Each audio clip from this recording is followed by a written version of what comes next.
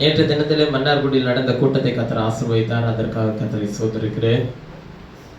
இன்னும் நாம் தேவராஜ்யத்தை கட்டுகிறதற்கென்று நாம் பிரயாசப்படுவோம். தேவராஜ்யம் வசனத்தினால் கட்டப்படவும், இன்னும் தேவனுடைய ஜனங்கள் அவருடைய மகத்துவமான செய்தியை சத்தத்தை கேட்கவும் நாம் ஜெபிப்போம். உங்களுடைய ஜெபங்கள் என்னை இன்னும் அநேக இடங்களுக்கு கொண்டு போய் சேர்க்கட்டும். கிறிஸ்துவனுடைய சுவிசேஷத்தின் வசனத்தின் வெளிச்சம் இன்னும் அநேகருக்கு கொண்டு போய் சேர்க்க நான் பிரயாசப்பட விரும்புகிறேன். கர்த்தருடைய செய்திக்கு ஆதாரமாய் வேதத்திலிருந்து ஒரு பகுதியை வாசிக்கலாம்.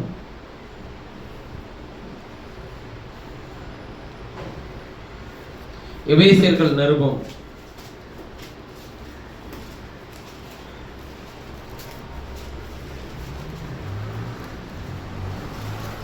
எபேசியர் எழுதின நிருபம் 5வது அதிகாரம், சரி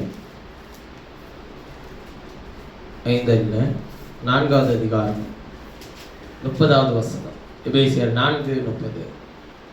அன்றையும் நீங்கள் மீட்கப்படும் நாளுக்கு 29-30 வாசிக்கலாம். கெட்ட வார்த்தை ஒன்றும் உங்கள் வாயிலிருந்து புறப்பட வேண்டாம். பக்தி விருத்திக்கு ஏதுவான நல்ல வார்த்தை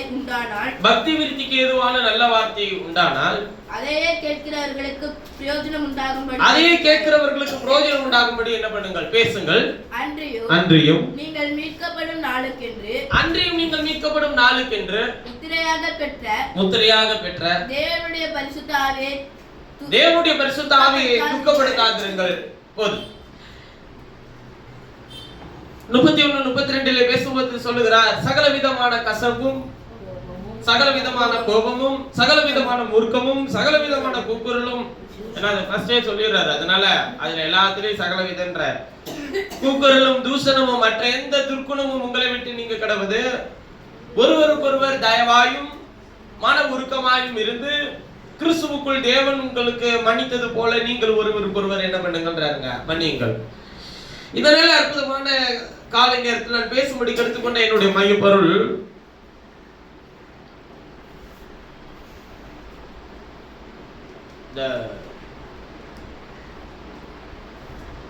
ஒரு காரியத்தை நாம் செய்கிறதற்கு போது ஒப்புகை பண்ணணும்னு சொல்லுவோம்ல. அதாவது அது எப்படி சொல்றது, முன் அட்வான்ஸ்ன்னு சொல்லி சொல்லுவோம். அதை எப்படி சொல்லுவோம், அட்வான்ஸா வந்து ஒத்திகைன்னு சொன்னா இல்ல, ஒத்திகைன்னு பைபிள்ல சொல்லல. அது வந்து முன் அட்வான்ஸா வந்து ஒப்புகை பணமா எப்படி சொல்லுவோம். இப்ப நம்ம ஒரு இடம் வாங்குறோம்னா ஒரு ஒப்புகை பணம் மாதிரி அட்வான்ஸா நீ ஒரு 1000 ரூபாய் வச்சுக்கன்னு சொல்லல. அது தமிழ்ல எப்படி சரியா சொல்றது, முன்பணம். அதுதான், இது அப்படிதான் எழுதி இருக்கு. இந்த இடத்துல எழுதி இருக்கிற விஷயத்த, நீங்கள் மீட்கப்படும் நாளுக்கென்று முத்திரையாக பெற்ற தேவனுடைய பரிசுத்த ஆவியை என்ன பண்ணாதீர்கள் எழுதியிருக்குங்க, ஒப்புகை பணம் மாதிரி அப்படின்ற ஒரு ஒப்பீடு. அதாவது பணம் ஒப்புகை எப்படி கொடுக்குறாங்களோ அது மாதிரி ஒப்புகையாக அந்த ஆவியை அவர் தந்திருக்கிறார், தம்முடைய ஆவியை அவர் தந்திருக்கிறார்னு சொல்லி எழுதியிருக்கு. ஒரிஜினல் கிரேக்க பைபிள்ல எழுதப்பட்ட விஷயத்தை கொஞ்சம் படிக்கும்போது அவர் சொல்றாரு ஒப்புகையாக அப்படின்ற மாதிரி எழுதியிருக்கு. அதனால நான் இந்த நாளில் நான் பேசும்படி எடுத்துக்கொண்ட என்னுடைய மையப்பொருள், முத்திரையாக பெற்ற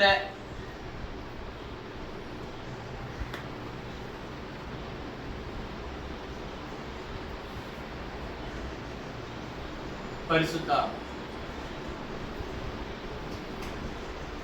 என்கிற தலைப்பின் கீழ இருந்து நான் உங்களோடு பேச விரும்புகிறேன். ஆங்கில வேதாகமத்தில் இதை ஒப்புகை என்றும், தமிழ் வேதாகமத்தில் இதை முத்திரை என்றும் எழுதப்பட்டிருக்கிறது. என்ன மாதிரி வார்த்தையை பயன்படுத்தணும்ன்றது யோசிச்சு எழுதியிருப்பாங்களா என்னன்னு தெரியல. ஆனா தமிழ்ல அழகா முத்திரைன்னு சொல்லி எழுதியிருக்கு. அது ஆங்கிலத்திலே வாசிக்கும் போது சீல் எழுதியிருக்கு. அதாவது முடிவு பண்ணியாச்சு, இத நான் வாங்குறதுன்னு சொல்லி என்ன பண்ணியாச்சு, முடிவு பண்ணியாச்சு. அதுக்கு இந்த முன்னாடி ஒரு 1000 ரூபாய் வச்சுக்க, முன்பணத்தை வச்சுக்க. அப்புறம் இத பத்தி யார்கிட்ட என்ன பண்ணக்கூடாது, இனிமே இந்த இடத்த கொடுக்குறேன், இல்ல சேல்ஸ்ல இருக்கு, அதான் இருக்கு, இது இருக்குன்றத பத்தி யார்கிட்டயும் ஒப்பந்தம் பேசுற வேலைய இருக்கக்கூடாது. ஒரு திருமண காரியத்தை நாம் செய்கிறதற்கு முன்பாக போய் என்ன பண்றவங்க, பிடிச்சிருச்சுன்னா அவங்களுக்கு பிடிச்சிருக்கு, உங்களுக்கு பிடிச்சிருக்குன்னா உறுதிப்படுத்திட்டு வந்துடும். அதுக்கப்புறம் இனிமே யாரும் இந்த பையன் பொண்ணு இருக்குன்னு சொல்லி இந்த மறைமுகமா கல்யாணத்துக்கு முன்னாடி பேசி அங்கிட்டு ஒரு ரூட்ல தனியா ஒரு ஒப்பந்தம் பண்ணிட்டு இருக்கிற வேலை வச்சுக்க கூடாது. முடிஞ்சு போச்சு, அவ்வளவுதான். நிச்சயித்துக் கொள்ளுதல், உடன்படிக்கைக்கு முன்பு ஒரு நிச்சயித்துக் கொள்ளுதல். அதை வேதம் எப்படி சொல்லுகிறது என்றால் முத்திரை என்று எழுதப்பட்டிருக்கிறது. வேதத்தில் 2 விதமான முத்திரை இருக்கிறது. ஒன்று அரசியல் சார்ந்த ஒரு முத்திரை, அதாவது அதிகாரத்தை மையப்படுத்துகிற ஒரு முத்திரை. இன்னொன்று தான் நிச்சயித்துக் கொள்ளுகிற ஒரு முத்திரை. 2 முத்திரைக்கும் மிகப்பெரிய வித்தியாசம் இருக்கிறது. நான் உங்களுக்கு சில வசனங்களை சொன்னா உங்களுக்கு புரியும் நினைக்கிறேன். நான் உன்னை முத்திரை மோதிரமாக வைப்பேன் அப்படின்னா என்ன அர்த்தம்? முத்திரை மோதிரம் மோதிரம்னா பரவாயில்ல, மோதிரமா வைப்பேன்னா கையில மாட்டிக்க போறாருன்னு அர்த்தம். முத்திரை மோதிரமா வைப்பேன்னா என்ன அர்த்தம்? அதிகாரத்தில் நான் என்னுடைய அதிகாரத்தை உனக்கு நான் தர போறேன் என்று அர்த்தம்.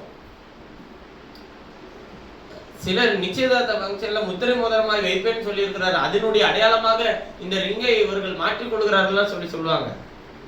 அந்த முத்திரை மோதிரமே கிடையாது. ஒரு பெண் ஒரு ஆணும் ஒரு பெண்ணும் ஒரு மோதிரத்தினால் நிச்சயித்துக் கொள்ள முடியுமானால் அந்த உடன்படிக்கை ஒரு உறுதியான உடன்படிக்கையா என்றால் இல்லை. ஒரு நிச்சயத்தினுடைய அடையாளமாக சிலர் செய்யலாம், ஆனால் அதனால் நிச்சயம் செய்ய முடியாது. ஒரு பொருளினாலோ அல்லது இந்த உலகத்தினுடைய எந்த ஒரு விஷயத்தினாலோ யாரும் யாரோடும் நிச்சயம் செய்யவோ உறுதி சொல்லவோ முடியாது. உலகத்தினுடைய நிச்சயங்கள், உலகத்தினுடைய முத்திரை என்பதெல்லாம் வேறு. அதான் அரசியல் சார்ந்தது, அதிகாரத்தை சார்ந்தது. பைபிளில் எழுதப்பட்டிருக்கு. நீங்கள் இன்னும் ஒரு வசனத்தை சொல்லுகிற உன்னத பாட்டில் ஒரு வசனம் இருக்கிறது. நீ முத்திரிக்கப்பட்ட கிணறு, மறைவு கட்டப்பட்ட நீரூற்று. அதுவும் எதைதான் அடையாளப்படுத்துகிறது என்றால் அதிகாரத்தை. அந்த கிணறு என்னுடையது என்கிற அதிகாரத்தை மையப்படுத்துகிறது. அதுபோல் இந்த இடத்தில் எழுதப்பட்டிருக்கிற வசனமும் நீங்கள் மீட்கப்படும் நாளுக்கென்று முத்திரையாக பெற்ற அப்படின்னா என்ன? அதிகாரத்தினால் அவர் நீங்கள் மீட்கப்படுவீர்கள் என்பதற்காக அவர் ஒரு முத்திரை உங்களுக்கு தந்திருக்கிறார். அந்த முத்திரை தான் என்னங்க? பரிசுத்த ஆவி. பரிசுத்த ஆவியவே தேவன் உங்களுக்கு என்னவாய் தந்திருக்கிறார்? முத்திரையாக, ஒரு அடையாளமாக. ஆனால் அதை என்ன பண்ண வேணான்றாருங்க? துக்கப்படுத்த வேணான்றாரு. இப்ப இப்படி எல்லாம் சொல்லி இருக்கிற இதே வேதத்துலதான் அரசியல் சார்ந்த ஒரு முத்திரையை சொல்லுகிறார். இதோ முதலாவது முத்திரை உடைந்த போது முதலாம் ஜீவனானது வந்து பார் என்று சொல்ல கேட்டேன். அப்போது வெள்ளை குதிரை காணப்பட்டது, அதன் மேல் ஏறி இருந்தவன் ஜெயிக்கிறவனாகவும் ஜெயிப்பவனாக புறப்பட்டான், அவன் கையில் வில் இருந்தது அப்படின்னு சொல்லி வேதத்தில் வாசிக்க முடியும். வெளிப்படுத்தல் 6 முதலாவது வசனம் 2வது வசனத்துல. அதன் பிறகு 2வது முத்திரை உடைத்த போது சிவப்பு நிற குதிரையில ஒருவன் ஏறி வருகிறதை காண முடிந்தது. 3வது முத்திரை உடைத்த போது கருப்பு நிற குதிரையில ஒருவன் ஏறி வந்தான். 4வது முத்திரை உடைத்த போது மங்கிர நிறமுள்ள குதிரையில் ஒருவன் ஏறி வருகிறான். 5வது முத்திரை, 6வது முத்திரை, 7வது முத்திரை வரையிலும் இதெல்லாம் உலகத்தில் என்ன சம்பவிக்க போகிறது என்பதை குறிக்கிறதாக ஒரு முத்திரை. இது அதிகாரம் சார்ந்த ஒரு முத்திரை. ஆனால் இந்த முத்திரை எல்லாம் அதிகாரத்தை யாருக்கு கொடுக்க போறாருன்றது முத்திரை. மறைவு கட்டப்பட்ட நீரூற்று, இது சபைக்கு கொடுக்கப்படுகிற ஒரு அதிகாரம். ஆண்டவர் சொல்லுகிறார், நான் உன்னை முத்திரை மோதிரமாய் வைப்பேன். அதுக்கு முன்னாடி இருக்கிற வசனத்தெல்லாம் நீங்க வாசிங்கன்னா அவர் எப்ப முத்திரை மோதிரமா வைக்கிறாருன்றது உங்களுக்கு தெரியும். முதல்ல பூரா வேசின்னு திட்டிட்டு வருவார் சபைய. திட்டி விட்டு அப்புறம் சொல்லுவாரு, இல்லப்பா நான் அதுல இருந்து தான் நான் உன்னை தெரிஞ்சுக்கிட்டேன், உன் வயசு மார்க்கத்தை விட்டு நீ திரும்பினதுனால நான் உன்னை முத்திரை மோதிரமா வைப்பேன், என் மனைவி ஆக்க போறேன் அப்படின்னு சொல்லுவாரு.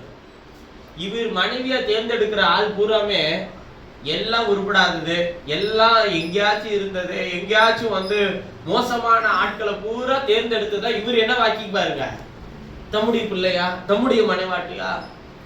நீங்க பாருங்க, வேதத்துல எந்த பைபிள்ல அது சொல்லும் போதே ராகாவேசின்னு பைபிள்ல எழுதப்பட்டிருக்க தவிர அவளுடைய வம்சத்தில்தான், அவள் மூலமாய் வந்த வம்சத்தில்தான் கிறிஸ்து பிறப்பார் என்கிற ஒரு ஆச்சரியமான விஷயத்தை வேதத்தில் வைத்திருக்கிறார்.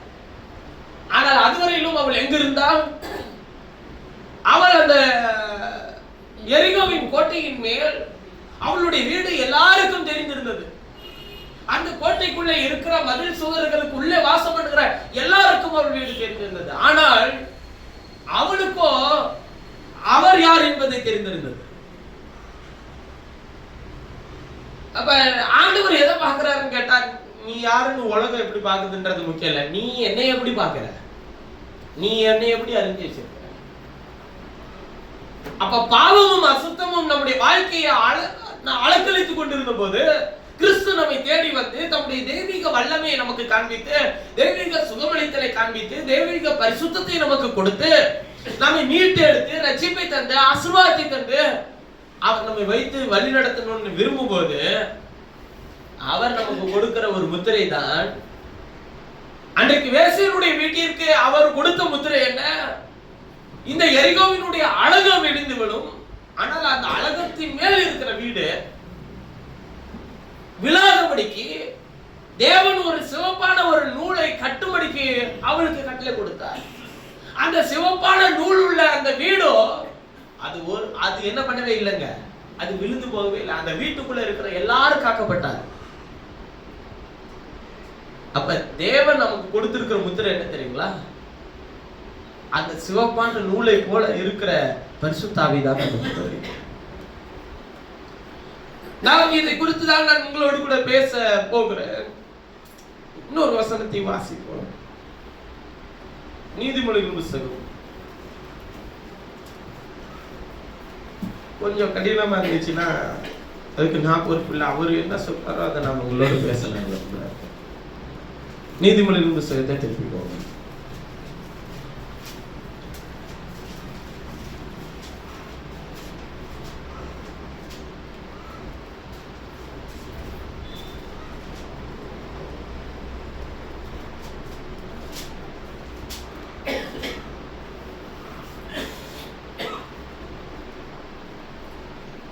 இருபதாவது அதிகாரம், நீதிமொழிகள் 20வது அதிகாரம்.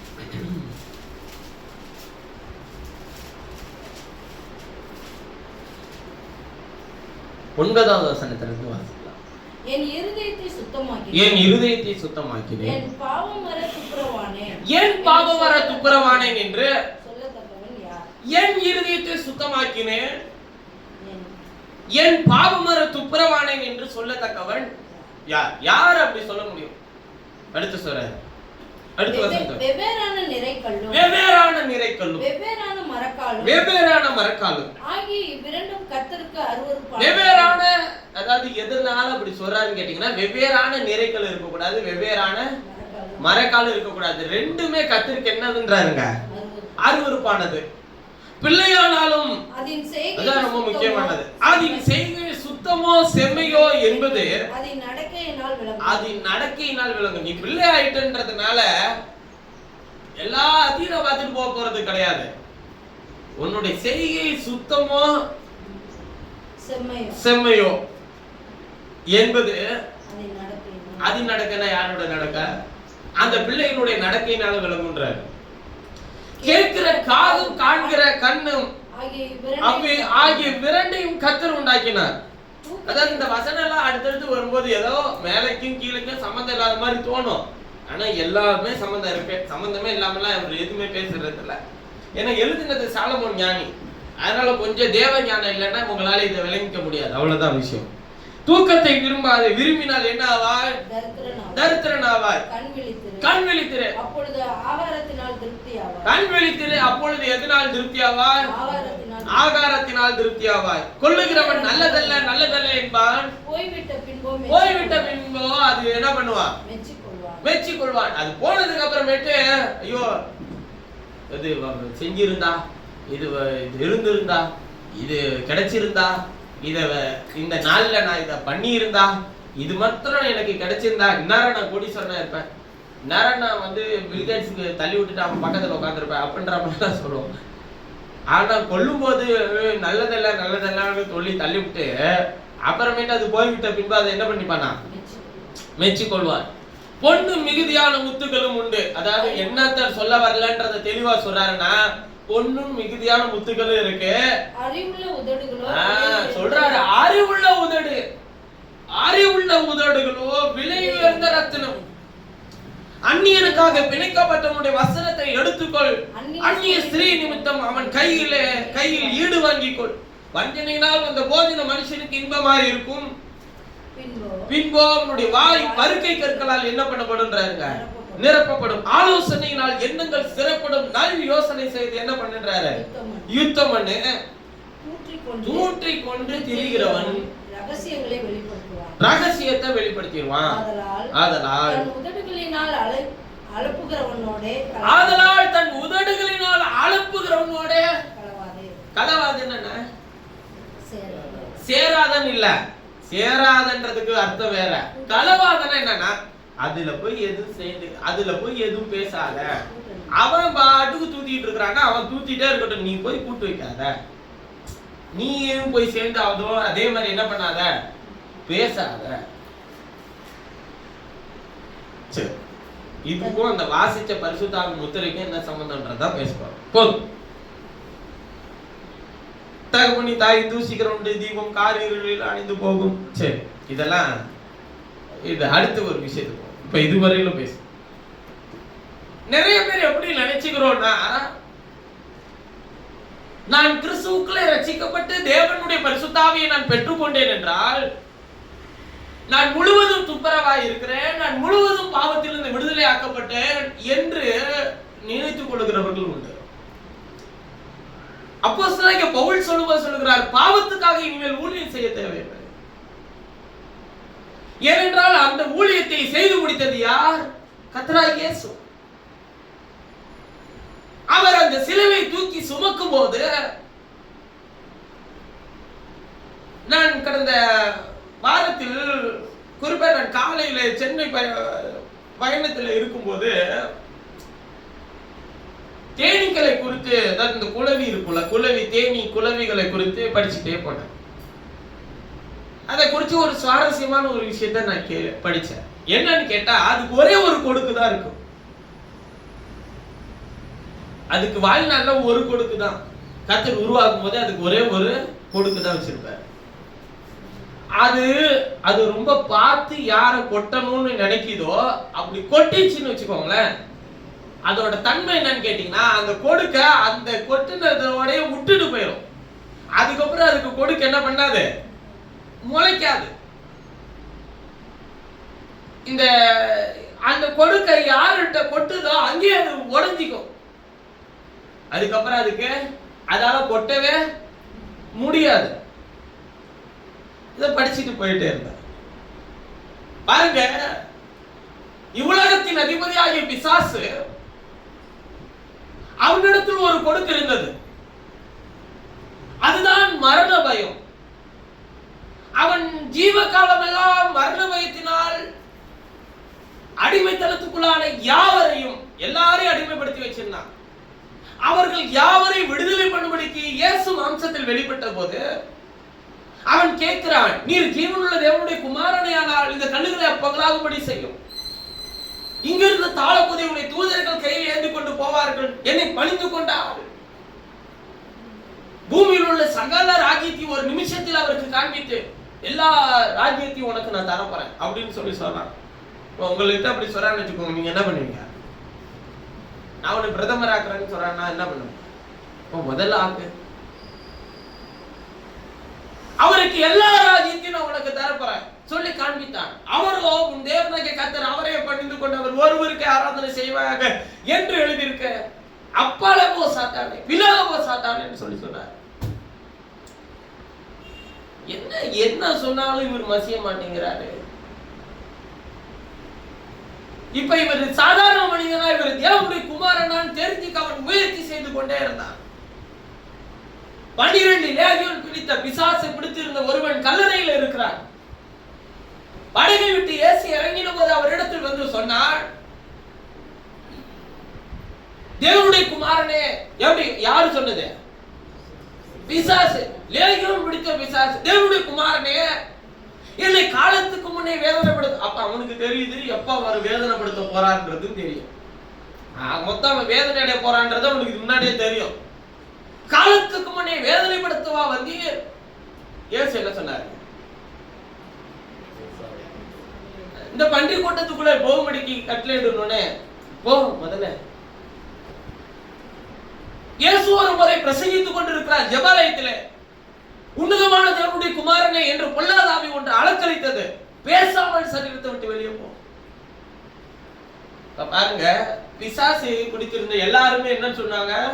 தேவனுடைய குமாரன், தேவனுடைய குமாரனே, உன்னதமான தேவனுடைய குமாரனே, நீர் தேவனுடைய குமாரனே ஆனால் இந்த கல்லுகளை அப்பங்களாகும்படி செய்யும். ஏன்னா அவர் தான் தேவனான்றத டெஸ்ட் பண்ணி ஏன்னா அவர் மாம்சத்தில் வெளிப்பட போறான்றது அவங்களுக்கு முன்னதாவே தெரியும். அதை குறித்து தான் அவர் சொல்றாரு. எபிரேயர் 1 வாசிக்கும் போது அவர் தூதர்களில் யாருக்காகிலும் எப்பொழுதாகிலும் எப்ப அவர் வரப்போறான்றது சொன்னது உண்டா? அவர் மடியை நீக்கிறதுக்காக அவர் வருவேன் என்று சொன்னார். இருதயத்தில் நினைச்சான், நான் தேவனுடைய பிள்ளைகளுடைய சிங்காசனத்தின் மத்தியில் ஆராதனை ஸ்தலத்தில் வலது பாரசத்தில் என்னுடைய சிங்காசனத்தை உயர்த்துவேன் சொல்லி இருதயத்துல தான் நினைச்சான். கர்த்தர் அவனை கீழே தள்ளினார். தேவ தூதர்களை தேவனை கண்டதே இல்லை. அவர் அவ்வளவு அதர்சனமான தேவன். காணக்கூடாத ஒளியில் வாசம் பண்ணுகிறவர் அவர். தூதர்கள் ஓய்வில்லாமல் இயேசு எழுதும் போது சொல்லுகிறார், ஓய்வில்லாமல் சேனைகளை கர்த்தர் பரிசுத்தர் பரிசுத்தர், பூமி அனைத்தும் அவருடைய மகிமையினால் என்ன பண்ணி இருக்கிறதா? நிறைந்திருக்கிறது என்று ஓய்வில்லாமல் பாடுவார்கள். எப்படி பாடுவாங்க அவங்க? அவர்களுக்கு 6 சட்டைகள் உண்டு. தூதர்களுக்கு 2 சட்டைகள் இல்ல, 6 சட்டைகள். 2 சட்டைகளினால் தங்கள் முகத்தை மூடிக்கொள்வார்கள், 2 சட்டைகளினால் தங்கள் உடலை மூடிக்கொள்வார்கள், 2 சட்டையினால் தங்களுடைய கால்களை மூடிக்கொள்வார்கள். அப்படி மூடிக்கிட்டு தான் அவங்க என்ன பண்ணுவாங்க? தேவனாகிய கர்த்தர் பரிசுத்த பரிசுத்த, சேனைகளை கர்த்தர் பரிசுத்த பரிசுத்த, பூமி அனைத்தும் அவருடைய மகிமையினால் நிறைந்திருக்கிறதுன்னு ஓய்வில்லாமல் பாடுவார்கள். ஆனால் 1 தீமோத்தேயு 3:16 வாசிக்கும் போது சொல்லுகிறார், அன்றைய தேவபக்திக்கு ஒரு ரகசியமானது யாவரும் ஒப்புக்கொள்கிறபடிய மகாமேன்மை உள்ளது. தேவன் வம்சத்தில் வெளிப்பட்டார், ஆவியிலே நீதி உள்ளவர் என்று விளங்கப்பட்டார், தேவ தூதர்களால் காணப்பட்டார். இப்ப பிசாசு இவர் தானே அந்த தேவகுமாரன்றத டெஸ்ட் பண்ணி பார்த்துக்கிட்டே இருக்கிறான். எதுக்கும் இவர் ஒத்து வர மாட்டேங்கிறார். தான் தான் தேவனுடைய குமாரன் என்று சொல்ல மாட்டேங்கிறார். ஒரு நாள் சீஷர்களை பார்த்து கேட்டார், நீங்கள் என்னை யார் என்று சொல்லுகிறீர்கள்? கர்த்தருடைய ஆவி பேதுருவை நிரப்பின போது அவன் சொல்லுகிறான், நீ ஜீவனுள்ள தேவனுடைய குமாரனாகிய கிறிஸ்து. மாம்சமும் ரத்தமும் உனக்கு வெளிப்படுத்தவில்லை, பரலோகத்தில் இருக்கிற என் பிதா இதை உனக்கு வெளிப்படுத்துறாருன்னு சொல்லிட்டு சொன்னார், பரலோக ராஜ்யத்தின் திறவுகோல்களை நான் உனக்கு தருகிறேன். உன்னை என்ன நினைச்சுக்கிட்டாங்க? இன்னைக்கும் பேதுரு கையில தான் திறவுகோல் இருக்கு, வேற யார் கையிலும் இல்ல. நான் உனக்கு தருகிறேன்னு யாரை பார்த்து சொன்னாரு? பேதுருவை பார்த்தா சொன்னாரு. பேதுரு என்ன சொன்னதுனால சொன்னாரு? பேதுருவை பார்த்து தாங்க ஆண்டவர் சொன்னாரு, நான் பரலோக ராஜ்யத்தின் திறவுகோல்களை நான் உனக்கு தருகிறேன்னு சொல்லி சொன்னாரு. எப்ப சொன்னாரு? நீர் ஜீவனுள்ள தேவனுடைய குமாரனாகிய கிறிஸ்து அப்படின்னு அவன் சொன்ன போது சொன்னாரு. அப்ப அவர் என்ன வார்த்தை முதல்ல அக்னாலஜ் பண்ணிட்டு வராரு பாருங்க. யோனாவின் குமாரனாகிய சீமோனே, மாம்சமும் ரத்தமும் இதை உனக்கு வெளிப்படுத்தவில்லை, பரலோகத்தில் இருக்கிற என் பிதா இதை உனக்கு வெளிப்படுத்தினார். யாரு? நான் யார் என்றதை குறித்ததான வெளிப்பாட்டை. இந்த வெளிப்பாட்டை பெற்றுக்கொண்டதினால் நான் உனக்கு அந்த பரலோக ராஜ்யத்தின் திறவுகோல்களை தருகிறேன். அப்ப அந்த வெளிப்பாட்டை யாருக்கெல்லாம் கர்த்தர் கொடுக்கிறாரோ அவர்களுக்கும் அவர் எதை தருகிறார்? திறவுகோல். எது திறவுகோல்? கர்த்தருடைய வசனம் தாங்க திறவுகோல். மரணத்துக்கும் பாதாளத்துக்கும் ஒரு திறவுகோல்களை உடையவராய் இவர் இருந்தார். திறவுகோல்னா அவர் எதை வச்சிருந்தாரு? அவர் மரிக்க வேண்டும் என்று வேதம் சொல்லுகிறது, அதனால அவர் அதற்குள்ளே போனார். அவர் உயிர் தர வேண்டும் என்று கர்த்தருடைய வார்த்தை சொல்லுகிறது, அதனால அவர் ஜெயித்து வெளியே வந்தார். ரெண்டுத்துக்குமான திறவுகோல் கர்த்தருடைய வசனத்தின் வெளிப்பாடுதான். ஐயா கவனியுங்கள், பேதுருவினிடத்தில் இதெல்லாம் சொன்ன பிறகு சொல்லுகிறார், கிறிஸ்து விதமாய் பாடுபடவும் அவர் மரிக்கும் 3ஆம் நாள் உயிர் தள்ள வேண்டியதா இருக்கிறது. பேதுரு சொன்னார், கர்த்தாவே இவைகள் உமக்கு சம்பவிக்க கூடாது, இவைகள் உமக்கு நேரிடக்கூடாது. பின்னாக சாத்தானே, தேவனுக்கு என்ற ஏற்ற விஷயங்களை சிந்திக்காமல் மனுஷனுக்கு ஏற்றவைகளை சிந்திக்கிறது என்ன? நல்ல கவனிங்க, வேதம் எப்படி சொல்லுகிறது என்றால், அவர் மாம்சத்தில் வந்தபோது அவர்தான் தேவனுடைய குமாரனா என்பதை அவன் பரிசோதிக்க வந்தான். பரிசோதித்து பார்த்தான். கண்ணை கட்டி வைத்து ஓங்கி கன்னத்தில் அறைந்து காரை துப்பி, உன் கன்னத்தில் அடித்தது யார், உன் முகத்தில் துப்பினது யார் என்று கேட்டார். அதற்கு அவரோ பேசாமல் மௌனமா இருந்தார். அவன் நினைத்தான், தேவனாய் இருந்தால், தேவனுடைய குமாரனாய் இருந்தால் இந்நேரம் இவர்கள் இப்படி சொல்லுகிற விஷயத்துக்கு அவர் என்ன பண்ணி இருக்கணும்? ஒன்றுபட்டிருப்பாரு. ஆக மொத்தம் இவர் யார் இல்ல, அவர் மேல் அந்த வஸ்திரத்தை போட்டு சிலுவை அவர் தோளின் மேல் வைத்து அவர் அந்த தோலை தூக்கி கொண்டே அவர் அந்த கொல்கத்தா வரையிலும் நடந்து போனார். தேவனுடைய குமாரனாய் இருந்தால் இப்படி எல்லாம் செய்ய மாட்டார். இவர் சாதாரண மனிதர், மரிக்க போகிறார் என்று நினைத்தார். பாருங்கள், அந்த குளவி கொட்டி கொண்டே இருக்கிறது. ஆனால் கொட்டின இடம் தான் தவறான இடம். அழைத்தா முடிஞ்சு போச்சுன்னு நினைச்சான். ஆனால் கிறிஸ்து அந்த கொடுக்கை அவனிடத்திலிருந்து பறித்து கொண்டு இப்ப அவன்கிட்ட மரணம் என்கிற அந்த கொடுக்கு மட்டும்தான் இருந்துச்சு, கர்த்தர் கொடுத்து வச்சிருந்தாரு. அதையும் இவர் மேல கொட்டினதுனால இவர் எல்லாரையும் மரணமடைய செய்த அவன் இவரை மாத்திரம் அவனால் மரணமடைய செய்ய முடியவில்லை. இப்ப கொடுக்கு எங்க போயிடுச்சு? அவரிடத்திலேயே போயிடுச்சு, அவரிடத்துல மாட்டிக்கொண்டது.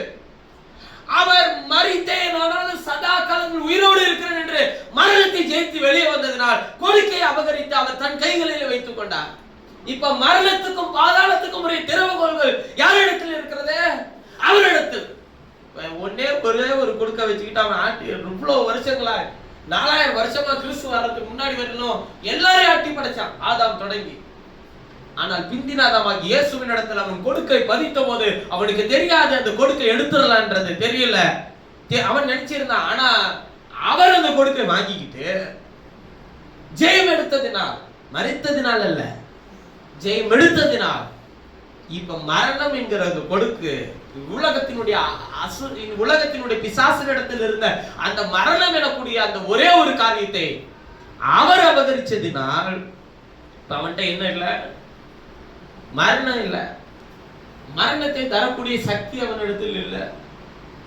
ஏன்னா அந்த இருந்த ஒன்னையும் அவர் என்ன பண்ணிட்டாருங்க?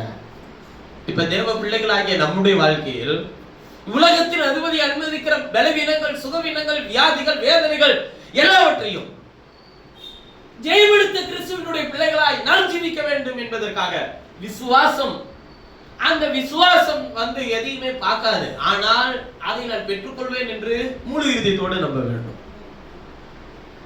அதனாலே அவருடைய பிள்ளைகள் இன்னார் என்றும் பிசாசின் பிள்ளைகள் இன்னார் என்றும் நம்முடைய விசுவாசமே அதை அடையாளப்படுத்துகிறது. நான் அதை பெற்றுக் கொள்கிறேன். அதுக்கு தடையா இருக்கிற எல்லா விஷயத்தையும் தேவன் சிலுவையில முறியடித்திருக்கிறார். அப்ப யார நீங்க தூக்கி சிலுவையில் அறையறீங்க? நான் உலகத்தின் அதிபதி தூக்கி சிலுவையில் அறைஞ்சிடும். வாயினால் அறிக்கை செய்யும், இருதயத்தில் விசுவாசிக்கும் போது பாருங்கள், அவர் சொல்லுகிறார், தேனி கொடுக்க யார்கிட்ட கொடுத்துட்டு போயிடுச்சுங்க? இயேசுட்ட. அவர்கிட்ட கொடுத்துட்டு போனதுனால இப்ப கொடுக்க இல்லாம சுத்தி தெரியாது. ஆனா அதுக்கு நாம யாரு என்ன பண்ணிட்டு இருக்கிறோங்க? பயந்துட்டு இருக்கிறோம். ஐயோ அவன் இது பண்ணிட்டான் பிரதர், அவன் இது பண்ணிடுவான் பிரதர். எவனும் ஒண்ணும் பண்ண முடியாது. ஏன் நீ கொடுக்க கிறிஸ்துவ மேல பதிச்சு வச்சுட்டு போயிடுச்சு. அவர் என்ன பண்ணிட்டாருன்னா அந்த கொடுக்க ஜெயம் எடுத்துட்டு போயிட்டாரு. அப்ப வேதம் சொல்லுகிறது முற்றிலும் துப்புரவானவன் ஒருத்தனும் இல்ல. தன் பாவமர துப்புரவானன் என்று இருதயத்தை சுத்தமாக்கினேன் என்று ஒருத்தனும் சொல்ல முடியாது.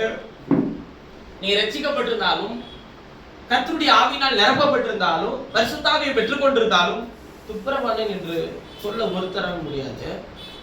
மாறா என்ன செய்யலாம்? வெவ்வேறான நிறைகள் வேண்டாம், வெவ்வேறான மரக்கால் வேண்டாம். ஆகிய இவரெண்டும் கர்த்தருக்கு என்னவானது? ஏன்னா அவர் சொல்றாரு, நீ முத்திரைய மீட்கப்படும் நாளுக்கென்று பெற்ற பரிசுத்த ஆவி என்கிற முத்திரையாக பெற்ற பரிசுத்த ஆவி என்ன பண்ணாதிருங்கள், அது அப்பப்ப துக்கப்படுத்திட்டே இருக்கிறீங்க. காரணம் என்னன்னு கேட்டா வெவ்வேறான நிறைகள், வெவ்வேறான மரக்கால். தேவன் உங்களை மீட்கிறதற்கென்று கொடுத்த பரிசுத்த ஆவி என்ன பண்ணாமல் இருக்கணுங்க? துக்கப்படுத்தாமல் இருக்கணும். பரிசுத்த ஆவி என்பது என்ன? வேத வாக்கியங்கள் எல்லாம் தேவ ஆவியினால் அருளப்பட்டிருக்கிறது. அருங்க, கர்த்தருடைய ஆவியானவர் உங்களுக்குள்ள இருப்பாருன்னா அவர் சகல சத்தியத்துக்கு நேரா என்ன பண்ணுவாருங்க? உங்களை நடத்துவார். சுயமாய் ஒன்று பேசாமல் சொன்ன எல்லாவற்றையும் அவர் உங்களுக்கு என்ன பண்ணுவார்? நினைப்பூட்டுவார். பைபிள்ல அழகா தெளிவா எழுதி இருக்கு. இங்கிலீஷ் பைபிள்ல ரிமைண்டர்னு எழுதி இருக்கு. ஞாபகப்படுத்துவார். சொன்ன விஷயத்தை அவர் என்ன பண்ணுவாரா? ஞாபகப்படுத்துவார். நீ இதை செய்யாதப்பா, இப்படி சொல்லி இருக்கல, நீ இதை பண்ணாத, நீ இப்படி பேசாத, நீ இப்படி சிந்திக்காத, நீ விட்டுரு, நீ இது மாதிரி ஆட்களோட என்ன பண்ணாத, கலக்காத, கலந்துக்காத. அவன் பேசும்போது அதற்கு செவி கொடுக்காத, அது விட்டுரு, எனக்கு அது தேவையில்லை என்று சொல்லிடு. சொல்றாரு அவரை வெவ்வேறான நிறைகள். நிறைகள்னா என்னங்க? நிறைகள்னா எடை போடுறது. எடையில கரெக்டா இருக்குதான்றத அளவு குறிக்கிறதே அந்த நிறைகள் தான். அதுல சொல்ற வெவ்வேறான நிறைகள் அப்படின்னா என்ன அர்த்தம்? நீ ஒண்ணு செஞ்சா அதுக்கு ஒரு எடை, அதே இது நான் ஒண்ணு செஞ்சா அதுக்கு வேற ஒரு எடை. உங்களுக்கு நான் சொன்னது புரியலையா? வெவ்வேறான நிறைகள்னா என்ன அர்த்தம்னா, நீ உனக்கு எப்படி அந்த வழி இருக்கோ அது மாதிரி தான் அவனுக்கு அந்த வழி இருக்கும். அதுக்கு ஒரு எடை போடுற, இதுக்கு ஒரு எடை போடுறிய, அந்த வெவ்வேறான நிறைகள் வேண்டாம். அப்புறம் சொல்ற வெவ்வேறான மரக்கால். மரக்கால்னா என்ன? அளந்து போடுது, கொடுக்கிற விஷயம், செய்யற விஷயமா இருக்கட்டும். ஒருத்தனுக்கு உனக்கு என்ன செய்யணும்னு சொல்லி நீ நினைக்கிறியோ அதை முதலாவது அவர்களுக்கு செய்யுங்கள். எடையும் யாரையும் போட தேவையில்ல. யாரும் எனக்கு செய்யணும், உனக்கு செய்யணும், நான் செஞ்சேன், இதுக்கு என்ன பலனு, இதெல்லாம் யாரும் யார்ட்டையும் எதிர்பார்க்க தேவையில்லை. இது ரெண்டுமே கர்த்தருக்கு என்னவா இருக்குன்றாரு? அருவருப்பா இருக்குன்றாரு. இதெல்லாம் முற்று. ஏன்னா இதெல்லாம் யார துக்கப்படுத்திட்டு இருக்குன்றாருங்க. நீ மீட்கிறதுக்குன்னு நான் உனக்கு ஒரு கொடுத்த எல்லா பேசுறாரு, அது கஷ்டப்படுத்திட்டே இருக்கியா? உனக்கு இது அழகு இல்லையா? உனக்கு இது தேவையில்லையா? உனக்கு இது இப்படி இருக்க சொல்லி நான் உனக்கு போதிக்கவே இல்லையா? அப்புறம் சொல்றாரு, பிள்ளையானாலும் அதன் செய்கை சுத்தமோ. 11வது வசனம் நீதிமொழிகள் 20:11 வாசிக்கும்போது சொல்லுகிறார், பிள்ளையானாலும் அதன் செய்கை சுத்தமோ செமையோ என்பது அதன் நடக்கையினால் விளங்குன்றார். கிரியையில காட்டிடுவார். நீ கர்த்தருக்கு நான் ஆண்டவருடைய நாமத்தினால் ஞானஸ்நானம் பண்ணப்பட்டேன், ஆண்டவருடைய இரத்தத்தினால் கழுவப்பட்டிருக்கிறேன், பரிசுத்த ஆவியை பெற்றுக் கொண்டிருக்கிறேன், தேவ அன்பு என்னுடைய இருதயத்தில் ஊற்றப்பட்டிருக்கிறது, நான் அந்நிய பாஷைகளை பேசுவேன், தீர்க்க தரிசனம் உரைப்பேன், நான் அற்புதங்கள் அடையாளங்களை செய்வேன், விசுவாசிகளை துரத்துவேன். நீ என்னன்னாலும் செய்ய. இல்லையானாலும் அதன் நடக்கை, அதன் செய்கை சுத்தமோ செம்மையோ என்பது அதன் நடக்கையினாலதான் விளங்குமா. அவர்கள் கனிகளினாலே நீங்கள் அவர்களே. ரொம்ப முக்கியங்க. இப்ப நீங்க யாருக்கு பயப்படணும் தெரியுங்களா? பிரச்சனையே யாருக்குன்னா, பரிசுத்த ஆவியை முத்திரையா பெற்ற நமக்கு தான் பிரச்சனை. என்ன பிரச்சனைன்னு கேட்டா, எப்போதுமே அவர் நம்முடைய நடக்கையை கவனிச்சுக்கிட்டே இருப்பாராம். நீ எனக்கு பிள்ளையானாலும் உன் செய்கை செம்மையா இருக்கா, சுத்தமா இருக்குதான்றத உன் நடக்கையில நான் கவனிச்சுட்டே இருப்பேன். ஏன்னா கேட்கிற காதும் காண்கிற கண்ணும், அது ரெண்டையும் உண்டாக்குனது யாரு? நான் தான். எப்படி உனக்கு காது இருக்கா, உனக்கு கண்ணு இருக்கான்னு நீ என்னைய கேட்பல, அது ரெண்டையும் உண்டாக்கி வச்சது நான் தான். தெரிஞ்சுக்க தம்பி, தெரிஞ்சுக்க மதுர அப்படின்னு அவர் சொல்றாரு. நீ என்ன பேசுறன்றத நான் கேட்டுட்டு தான் இருக்கிறேன். நீ என்ன பாக்குற, எப்படி நீ அந்த விஷயத்த பாக்குறன்றத நானும் பார்த்துக்கிட்டு தான் இருக்கிறேன். நீ செய்யறது எதுவுமே எனக்கு தெரியாது நீ நினைச்சிட்டு இருக்கிறியா? இருதயத்தின் நினைவினால் என்ன பேசும்? வாய் பேசும். இந்த மாதிரி விஷயத்தெல்லாம் தூக்கி முதல்ல ஓர வச்சிரு. அவன் செய்யறானா, அவன் செஞ்சுட்டு போறா, விடு. நீ அவன் முத்திரையா பெற்றிருக்கிறானா என்னுடைய ஆவிய? அவனை மிக்கிறேன்னு நான் சொல்லி இருக்கிறேன், அவன்கிட்ட உன்னையும் மிக்கிறேன்னு நான் சொல்லி இருக்கிறேன்ல. அப்ப நீ எதை செய்யக்கூடாது? நீ மீட்கணும்னு ஆசை இருக்குன்னா நீ எதை செய்யாத, அதை விட்டுரு. ஒருவேளை அப்படி நம்ம செஞ்சிட்டு இருப்போம்னா தயவு செய்து அதை விட்டு வெளியே வந்துடும். இந்த நமக்கு ஒரு இடம் போடுறது, இன்னொருத்தவனுக்கு ஒரு இடம் போடுறது, நம்மகிட்ட என்ன இருக்கு அவன்கிட்ட என்ன இருக்குன்றத இடம் போடுறது, தயவு செய்து இந்த எண்ணங்களை விட்டு வெளியே வந்துருங்க. நம்ம கிட்ட என்ன இருக்கு இதெல்லாம் கத்தர் கொடுத்தது. அவன்கிட்ட என்ன இருக்கு கத்து தரும்போது அவன் வாங்கி கொள்வான். இல்ல அவனுக்கு கத்தர் நம்ம விட நேர்த்தியான தராரா, என்ன பண்ணணுங்க? இருதயத்திலிருந்து சந்தோஷப்படணும், உள்ளத்திலிருந்து சந்தோஷப்படுங்க. சந்தோஷமா இருக்கா? கத்தர் உன்னை ஆசீர்வதிக்கிறாரா? சந்தோஷம் இல்ல? அல்லது நீ பிரயாசப்பட்டதுக்கு கத்தர் பலனை தர? நம்ம எப்படி அங்கெல்லாம் சொல்லிட்டு வீட்டுக்கு நம்ம இன்னும் அப்படியே இருக்கிறோம். எப்படியா இருக்கணும்? அப்ப இருதயத்துல உங்களுக்கு என்ன வரல? சந்தோஷம் வரல. நம்ம இன்னும் எப்ப நம்ம ஒரு நிலைக்குள்ள வருவோம்னு தெரியல. ஐயா, அப்ப அந்த பாரம் இருதயத்துல இருக்கக்கூடாது. இருக்கலாம் ஐயா. நம்ம ஒரு நிலைக்குள்ள வரத்துக்கு கத்தர் ஒரு நாளை வச்சிருப்பாரு ஐயா. நம்ம ஒரு நிலைக்கு வரத்துக்கு கத்தர் ஒரு நாளை நமக்கு என்று தீர்மானிச்சிருப்பாரு ஐயா. அந்த நாளில் கத்தர் எனக்கு அதை தருவார். அந்த நாளில் நான் அதை பெற்றுக்கொள்வேன். நான் அதை சுதந்திரிப்பேன்.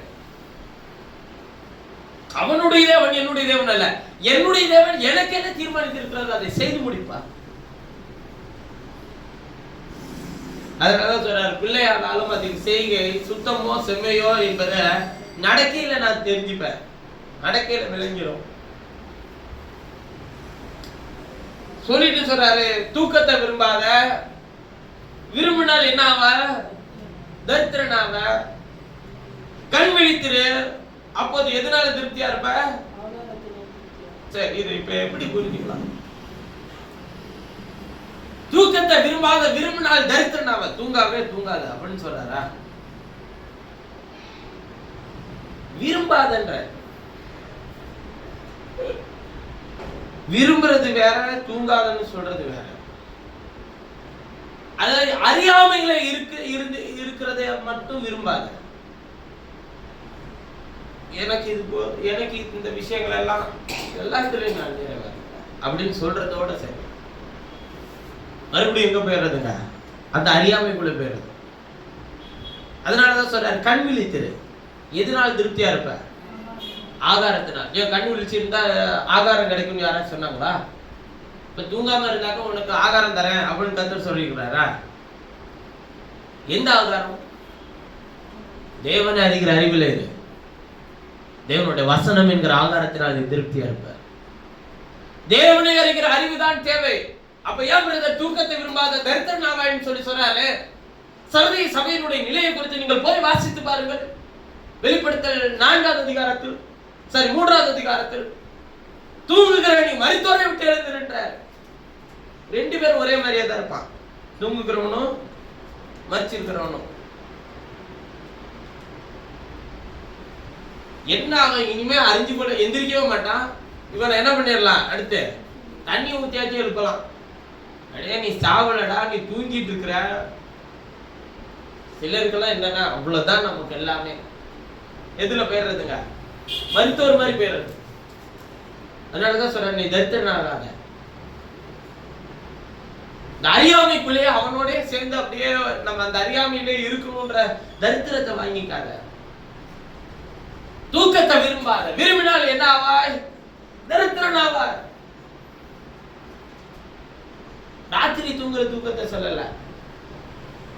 அது எத்தனை மணி நேரம் தூங்கணும்னாக்கா அத்தனை மணி நேரம் என்ன பண்ணுங்க? தூங்குங்க, நல்லது. இத்தனை மணிக்குள்ளலாம் தூங்க ஆரம்பிச்சிடணும்னாக்கா அத்தனை மணிக்குள்ள தூங்க வச்சு என்ன பண்ணுங்க? முயற்சி பண்ணுங்க.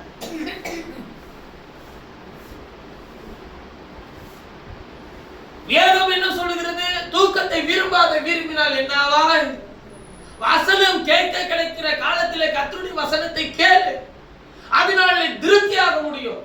இல்லை என்றால் தரித்திரம் வழிபோக்கனை போல வரும், இவ்வளவு ஆயுதம் அணிந்தவனை போல வரும். வரும்போது ஏற்கனவே 7ஆம் சபையோட நிலை என்ன? நீ தரித்திரன், குருடன், நிர்வாணி, பரிதபிக்கப்படத்தக்கவன் என்பதை உணராமல் எழுதியிருக்கு. வெளிப்படுத்தல் 3 வாசிக்கும் போது லவோதிக்கா சபைக்கு சொல்லும்போது என்ன சொல்றாரு? தரித்திரன் எழுதியிருக்கா இல்லையா? எனக்கு ஒரு குறையும் இல்லை, நான் திறமைய சம்பன்னன் என்று உன் இருதயத்தில் நீ சொல்லிக் கொள்கிறார். நீ பார்வையடைய படிக்கும் கண்களுக்கு கலிக்கம் போடு,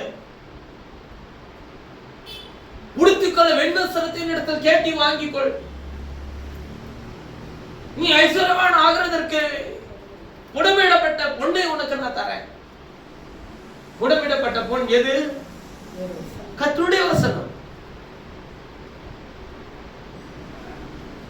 மாம்சீக வாழ்க்கையிலும் சரிங்க, ஆவிக்குரிய வாழ்க்கையிலும் சரிங்க. தூக்கத்தை விரும்பணும், தரித்திரம் தான். ஆவிக்குரிய வாழ்க்கையில கர்த்தருடைய வசனத்தை கேட்கறதுக்கும் அதன்படி நடக்கிறதுக்கும், அதாவது தூக்கத்தை நடக்கிறதுக்கு யாராவது தூங்கும் போது நடப்பாங்களா பிரதர்? இல்ல நடக்கும்போது தூங்க முடியுமா பிரதர் அப்படின்னு கேட்டா, அந்த அறியாமைன்னு ஒண்ணு இருக்குல்ல, எதுபடி செய்யணும்ன்றது தெரியாம இருக்கிறது தான் தூக்கத்தன்ற மாதிரி சொல்றாரு. ரோமர்ல எழுதும்போது சொல்றாரு, தூங்குகிற நீங்கள் விழித்துக் கொள்ளுங்கள், உங்கள் கிரியைகளை தேவனுக்கு முன்பாக நிலைப்படுத்திக் கொள்ளுங்கள். அப்ப வேதம் சொல்லுகிறது நாம என்ன செய்யணும், நமக்கு கர்த்தர் என்ன செய்ய கட்டளையிட்டு இருக்கிறாரு, நமக்கு வேதம் என்ன போதிக்கிறது, அதை செய்யாம மரித்தவர்களும் மௌனத்தில் இறங்கினவர்களும் என்ன பண்ண மாட்டான்? கர்த்தரை துதிக்க மாட்டான். அவனுக்கும் கர்த்தருக்கு சம்மந்தம் இல்ல, அவன மாதிரியே நாமளும் நடக்கிறது. அதுதான் என்று சொல்றது தரித்திரம் வந்துடும். பாத்துக்க, கர்த்தருடைய வசனம் கேட்க கிடைக்காத பஞ்சம் வந்துடும். வசனத்தை உன்னை விட்டு விலக்கி வச்சிருவேன் நான். அப்புறம் எப்படி நீ ஆகாரத்தினால் திருப்தி ஆக முடியும்? அதனாலதான் சொல்றாரு, கொள்ளுகிறவன் நல்லதல்ல நல்லதல்ல அப்படின்னு சொல்லுவான். அதாவது கொள்ளுகிறவன் என்ன? வாங்குறவன். இதெல்லாம் என்னது? இதெல்லாம் வச்சு நான் எப்படி முன்னேறது? தூதர்கள் சாப்பிடக்கூடிய மண்ணாவை கொடுத்த பேரு அவன் என்ன சொன்னான்? அந்த போஜனத்துக்கு அவன் கொடுத்த பேர் என்ன தெரியுமா? ஃபர்ஸ்ட் பேசின போஜனத்துக்கு தேனிலிட்ட பணியாரம். அது பிறகு அந்த போஜனத்துக்கு அவன் வச்ச பேர் என்ன தெரியுமா? அற்பமான போஜனம். என்னத்திற்கு? கர்த்தர் முதல்ல கொடுக்கும்போது உங்களுக்கு எப்படி இருந்துச்சு? தேனிலிட்ட பணியாரம். அப்புறம் எப்படி இருக்கு? அற்பமான போஜனம். இதை வச்சு நான் எப்படி வாழ்க்கையில முன்னேறது? என்ன கொடுத்திருக்கிறாரோ அதை சந்தோஷமா வாங்கிக்க. அது நிறைவோ குறைவோ அதை பெற்றுக்கொள்கிற இடத்தில் கர்த்தர் உன்னை வைத்திருக்கிறார், அவ்வளவுதான். அதை ஆசீர்வதித்து கொடுக்க தேவனுக்கு வல்லமை உண்டு. 2 மீன் 5 அப்பம் தான் இருக்காண்டவரே, ஏன்ட்ட கூடயா? நான் இருக்கும்போது நீ ஏன் நீ வச்சுக்கிற? இவ்வளவுதான் இருக்குன்னு ஏன் சொல்ற? ஏன்ட்ட கூட. அதை அவர் ஆசீர்வதித்து அவர்கள் கரங்களில் தந்தார், மீதியானதை எடுக்க வைத்தார். நீ உன்னதமானவருடைய பிள்ளைகளையா எப்படியா நீ வாழ்ற? எப்படியா எல்லாத்தையும் சமாளிக்கிற? என்கிட்ட இவ்வளவுதான் இருக்கு, ஆனா அது நான் யார்கிட்ட கொடுத்துட்டு வாங்கிடுவேன்னா, கொடுத்து அவரு எனக்கு தர்றாருன்னா அவர் ஆசீர்வதித்து எனக்கு தர வரையில் நான் வெயிட் பண்ணுவேன். அவர் தந்ததுக்கு அப்புறமேட்டு அதுல நடத்துறாரு, கர்த்தர் என்னை ஆசீர்வதிக்கிறார். இல்லைன்னா நம்மளால வாழ முடியுமா? அதான் சொல்றேன், கொள்ளுகிறவன் நல்லதல்ல. இது வேண்டாம், இந்த சம்பளம் ஏமாத்திரம். இதெல்லாம் வச்சு நம்ம எப்படி வாழ்க்கையில முன்னேறது? சரி, நீ எவ்வளவுதான் சம்பளம் எதிர்பார்க்கிற? முன்னேறதுக்குன்னு ஒரு சம்பளம், ஒரு என்ன சொல்றது, ஒரு அளவீடு வச்சிருக்கீங்களா? எவ்வளவு இருந்தா உங்களுக்கு நல்லா இருக்கும்னு நீங்க நினைக்கிறீங்க? எவ்வளவு அளவீடு வைக்கிறீங்க சொல்லுங்க. இல்ல நீங்க கர்த்தர் சமூகத்தில் நீங்க சொல்லுங்க, அவர் உங்களுக்கு தருவாரு. இன்னைக்கு மத்தியானம் உங்களுக்கு அக்கௌண்ட்ல போட்டு விடுறாரா இல்லையான்னு பாருங்க. எவ்வளவு அளவீடு வைக்கிறீங்க? 50,000 ரூபாய் வந்துட்டா உங்களுக்கு எல்லா பிரச்சனையும் முடிஞ்சிருமா? அப்புறம் இன்னும் கொஞ்சம் ஒரு 2,000 ரூபாவை சேர்த்து கர்த்தர் தந்தாருன்னா, மனுஷனுக்கு எதுவுமே நல்லது இல்லதான். ஆனா தேவன் உண்டாக்கின போது பாருங்களேன், எல்லாத்தையும் அவர் எப்படி பார்த்தாரு? எல்லாத்தையும் நல்லது என்று கண்டார். மனுஷன் தனிமையா இருப்பது மட்டும்தான் அவர் நல்லது இல்லைன்னு பார்த்தா அதுக்கு ஒரு ஏற்ற துணியை உண்டாக்கி கொண்டு வந்து கொடுத்து அதையும் நல்லதுன்னு சொல்லிட்டார். ஆனா மனுஷனுக்கு மட்டும் எவ்வளவு கொடுத்தாலும் அது என்னதான் இல்ல. அவன் பாரு, அவன் எவ்வளவு விவரமா பழைக்கிறான். நாம பாரு இவ்வளவு என்ன நம்ம சொல்லுவோம், என்னதுங்க ஏமாலியா, நமக்கு பழைக்க தெரியும். இப்படி ஏமாலியா இருந்தானா அப்புறமேட்டு தலையில துண்டை தான் போடணும். நான் துண்டை போடுறேன்னா இல்ல நான் துண்டு போடாம இருக்கிறேனான்றத பத்தி நீ கவலைப்படாத. விவரமா நீ பொழைச்சிக்க, சந்தோஷமா இரு, விட்டுரு. கொல்லுகிறவன் எதை கொடுத்தாலும் அவனுக்கு என்னதான் இல்லைன்னு சொல்லுவான். நல்லதில்ல, இத வச்சு நான் என்ன பண்றது? சரி, ஒரு வேலை இல்லைன்னு ஃபர்ஸ்ட் சொல்லுவான். அப்புறம் கத்திரி ஏதோ ஒரு வேலை, இந்த வேலை என்ன எதுவுமே பண்ணாம இருந்ததுக்கு ஒரு வேலை கிடைக்குதையா, அதைய வச்சு நான் எங்க இருந்தேன் தெரியுமா? நீ எங்க இருந்த? கத்தர் தர்ற எல்லாமே அது ஆசீர்வாதம் தான். அது கத்தர் கொடுக்கிற வேலை என்ன? அது சந்தோஷமா செய், வாய்க்கு செய்யறாரா சரி, மனப்பூர்வமா செய். நல்லதல்ல என்பான். அது போயிரும் பாருங்க ஒரு நாள். அப்ப நினைப்பான், ஐயோ அதுக்கு அந்த ஃபர்ஸ்டே பெட்ருங்க, ஆனா அது கிடைக்குமான்னு கொஞ்சம் கேட்டு சொல்லு. அவன் சொல்லுவான், நீ வேண்டான்னு சொன்னப்ப நான் கொடுத்துட்டேயா. யார்கிட்ட? இன்னொருத்தவன் தேவையா வந்தா, நீ தான் பெரிய இடத்துல இருந்து வந்தேன்னு சொல்லி சொன்னல, அதனால நீ திரும்பி வர மாட்டேன்னு நான் நினைச்சு கத்தர் என்ன பண்ணிருப்பாருங்க, வேற யாருக்க கொடுத்துருப்பாரு. உடனே நம்ம சொல்லுவோம், எப்ப வரைக்கும் சொல்லிட்டே இருப்போம்னா சாவர வரலாம். அது விட்டுட்டு போயிடுச்சு. அது விட்டுட்டு போனதுனாலதான் எனக்கு இந்த பிரச்சனை. அது நான் அன்னைக்கே அது வாங்கியிருந்தேன்னு வச்சுக்கோங்க பிரதர், இன்னைக்கு அது எங்க இருப்பேன் தெரியுமா? நான் எங்க இருந்திருப்பேன்? தெருல தான் இருந்திருப்பேன். நீ ஒரு நாள் அதெல்லாம் விட்டு தெருவுக்கு வந்ததுனாலதான் நீ கத்தரை தேடி வந்த. உடனே நாங்கெல்லாம் இந்நேரம் இருந்திருந்தாலும் அதான் இல்லையே, அப்புறம் என்ன இருந்திருந்தான்னு நீ பேச முடியும்? ஏன் செய்யும்படி உனக்கு கைக்கு நேரெடுக்கிறதுவோ அதுதான் உன்னாலே செய்ய முடியும், தெரியுங்களா? அவர் உங்களுக்கு வாய்க்கை செய்யலன்னா தலையில தான் குட்டிக்காரன் இருக்கீங்களா? வாய்க்கை செய்யல. கடல்ல பேதுரு மீன் பிடிக்கிறதுல திறமைசாலி, ஒரு மீனவன் சொல்ற, ராத்திரி போனாதான் மீன் கிடைக்குன்னு எனக்கு தெரியும். தூக்கத்தை வெறுத்தான். என்ன சொல்றாரு? தூக்கத்தை விரும்பினால் தரித்திரனாவாய், கண் விழித்திரு ஆகாரத்தினால் திருப்தி ஆவாய். கண் விழிச்சு போறான் வலைய, ஒரு மீன் கிடைக்கல, ஒரு மீன் ஆக போடல. கடல்ல மீன் இல்லைன்னு நான் நினைச்சிட்டு வந்துட்டேன் வெளியே. அவரு காலையில படகுல ஏறி நின்று பிரசங்கம் பண்ணிட்டு படகை உள்ளே தள்ளி கொண்டு போங்க. பேதுருவை பார்த்து சொல்றாரு, வடகு கேசரி வலது பக்கமா போட.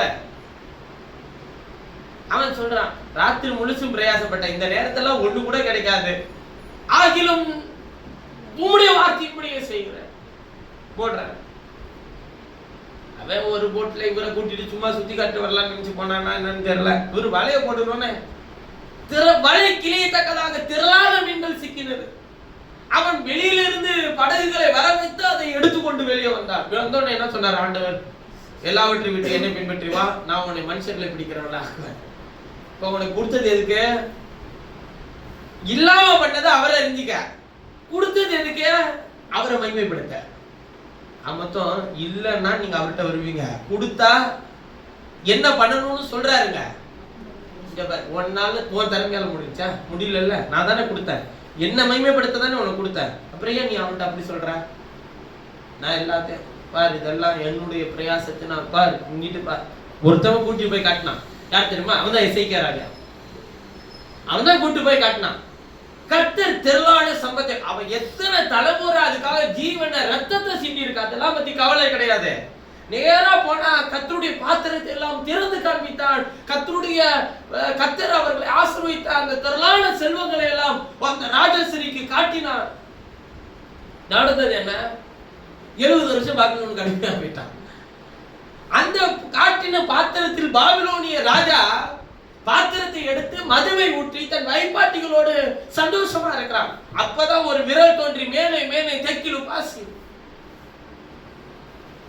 பாபிலோன் ராஜாவின் இடத்துல அந்நிய பாஷையில கர்த்தர் பேசினார். அர்த்தம் சொல்ல ஒருத்தரும் இல்ல. தானியேல் தான் வந்து சொன்னான், நீ தராசில நிற்கப்பட்டு குறை காணப்பட்டாய் தம்பி.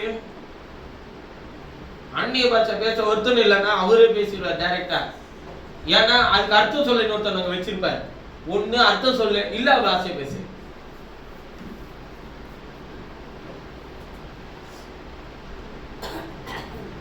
தெரிந்த நிறைய இடத்துல நான் பார்த்துருக்குறாங்க. ஆனா ரொம்ப ரேரான இடத்துல ஒருத்தர் பாஷைகளை பேச இன்னொரு வியாக்கியானம் பண்ணி நான் கேட்கிறேன். ஏன் அந்த தேவன் இன்றைக்கு கிரியை செய்கிறவர் தானே, ஏன் வியாக்கியானம் பண்ண மாட்டாரா? நம்முடைய தேவன் சொன்னதை அவர் நேற்று மீண்டும் என்று மாற்றிக் கொள்ளாதவர் தானே. எல்லாரும் பேசணும், சரி ரைட். யார் வாய்ஸை வியாக்கியானம் பண்றது?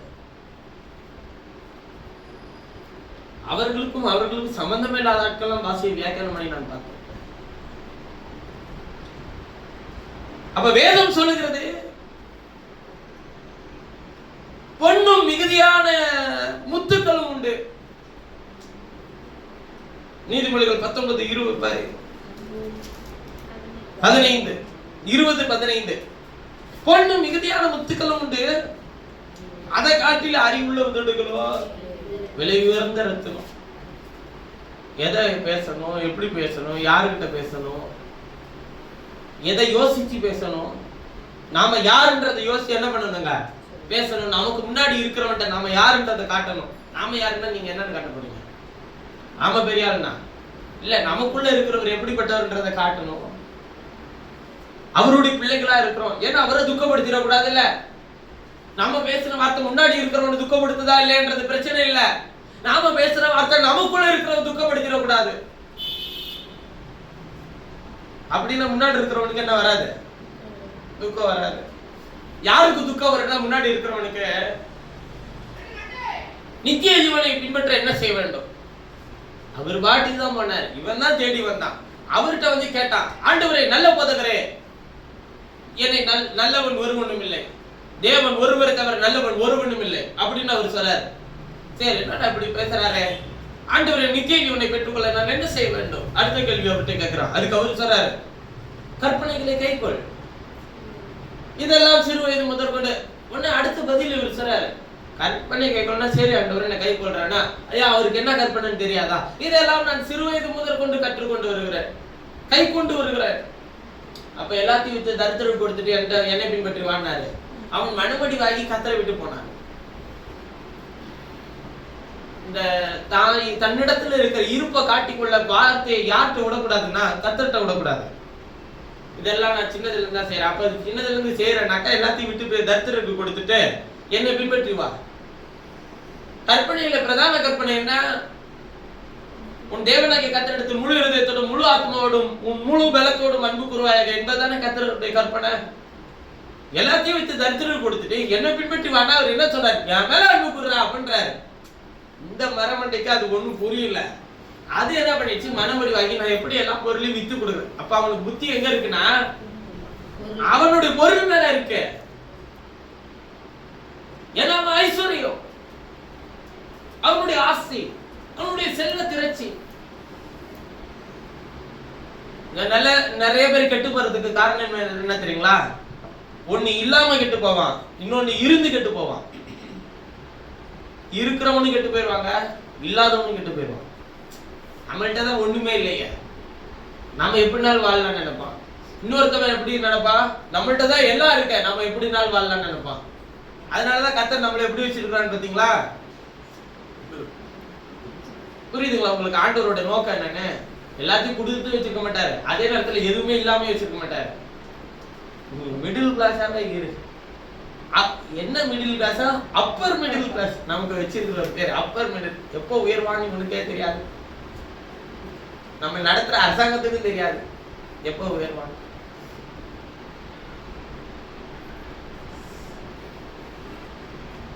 16வது வசனம் ரொம்ப அற்புதமா இருக்கு பாருங்க. அந்நியனுக்காக பிணைக்கப்பட்டவனுடைய வஸ்திரத்தை என்ன பண்றாருங்க?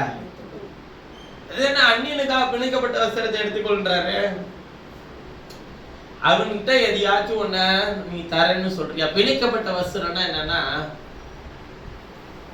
உலகத்துல சில உறவுகளை கத்த தந்திருப்பார்.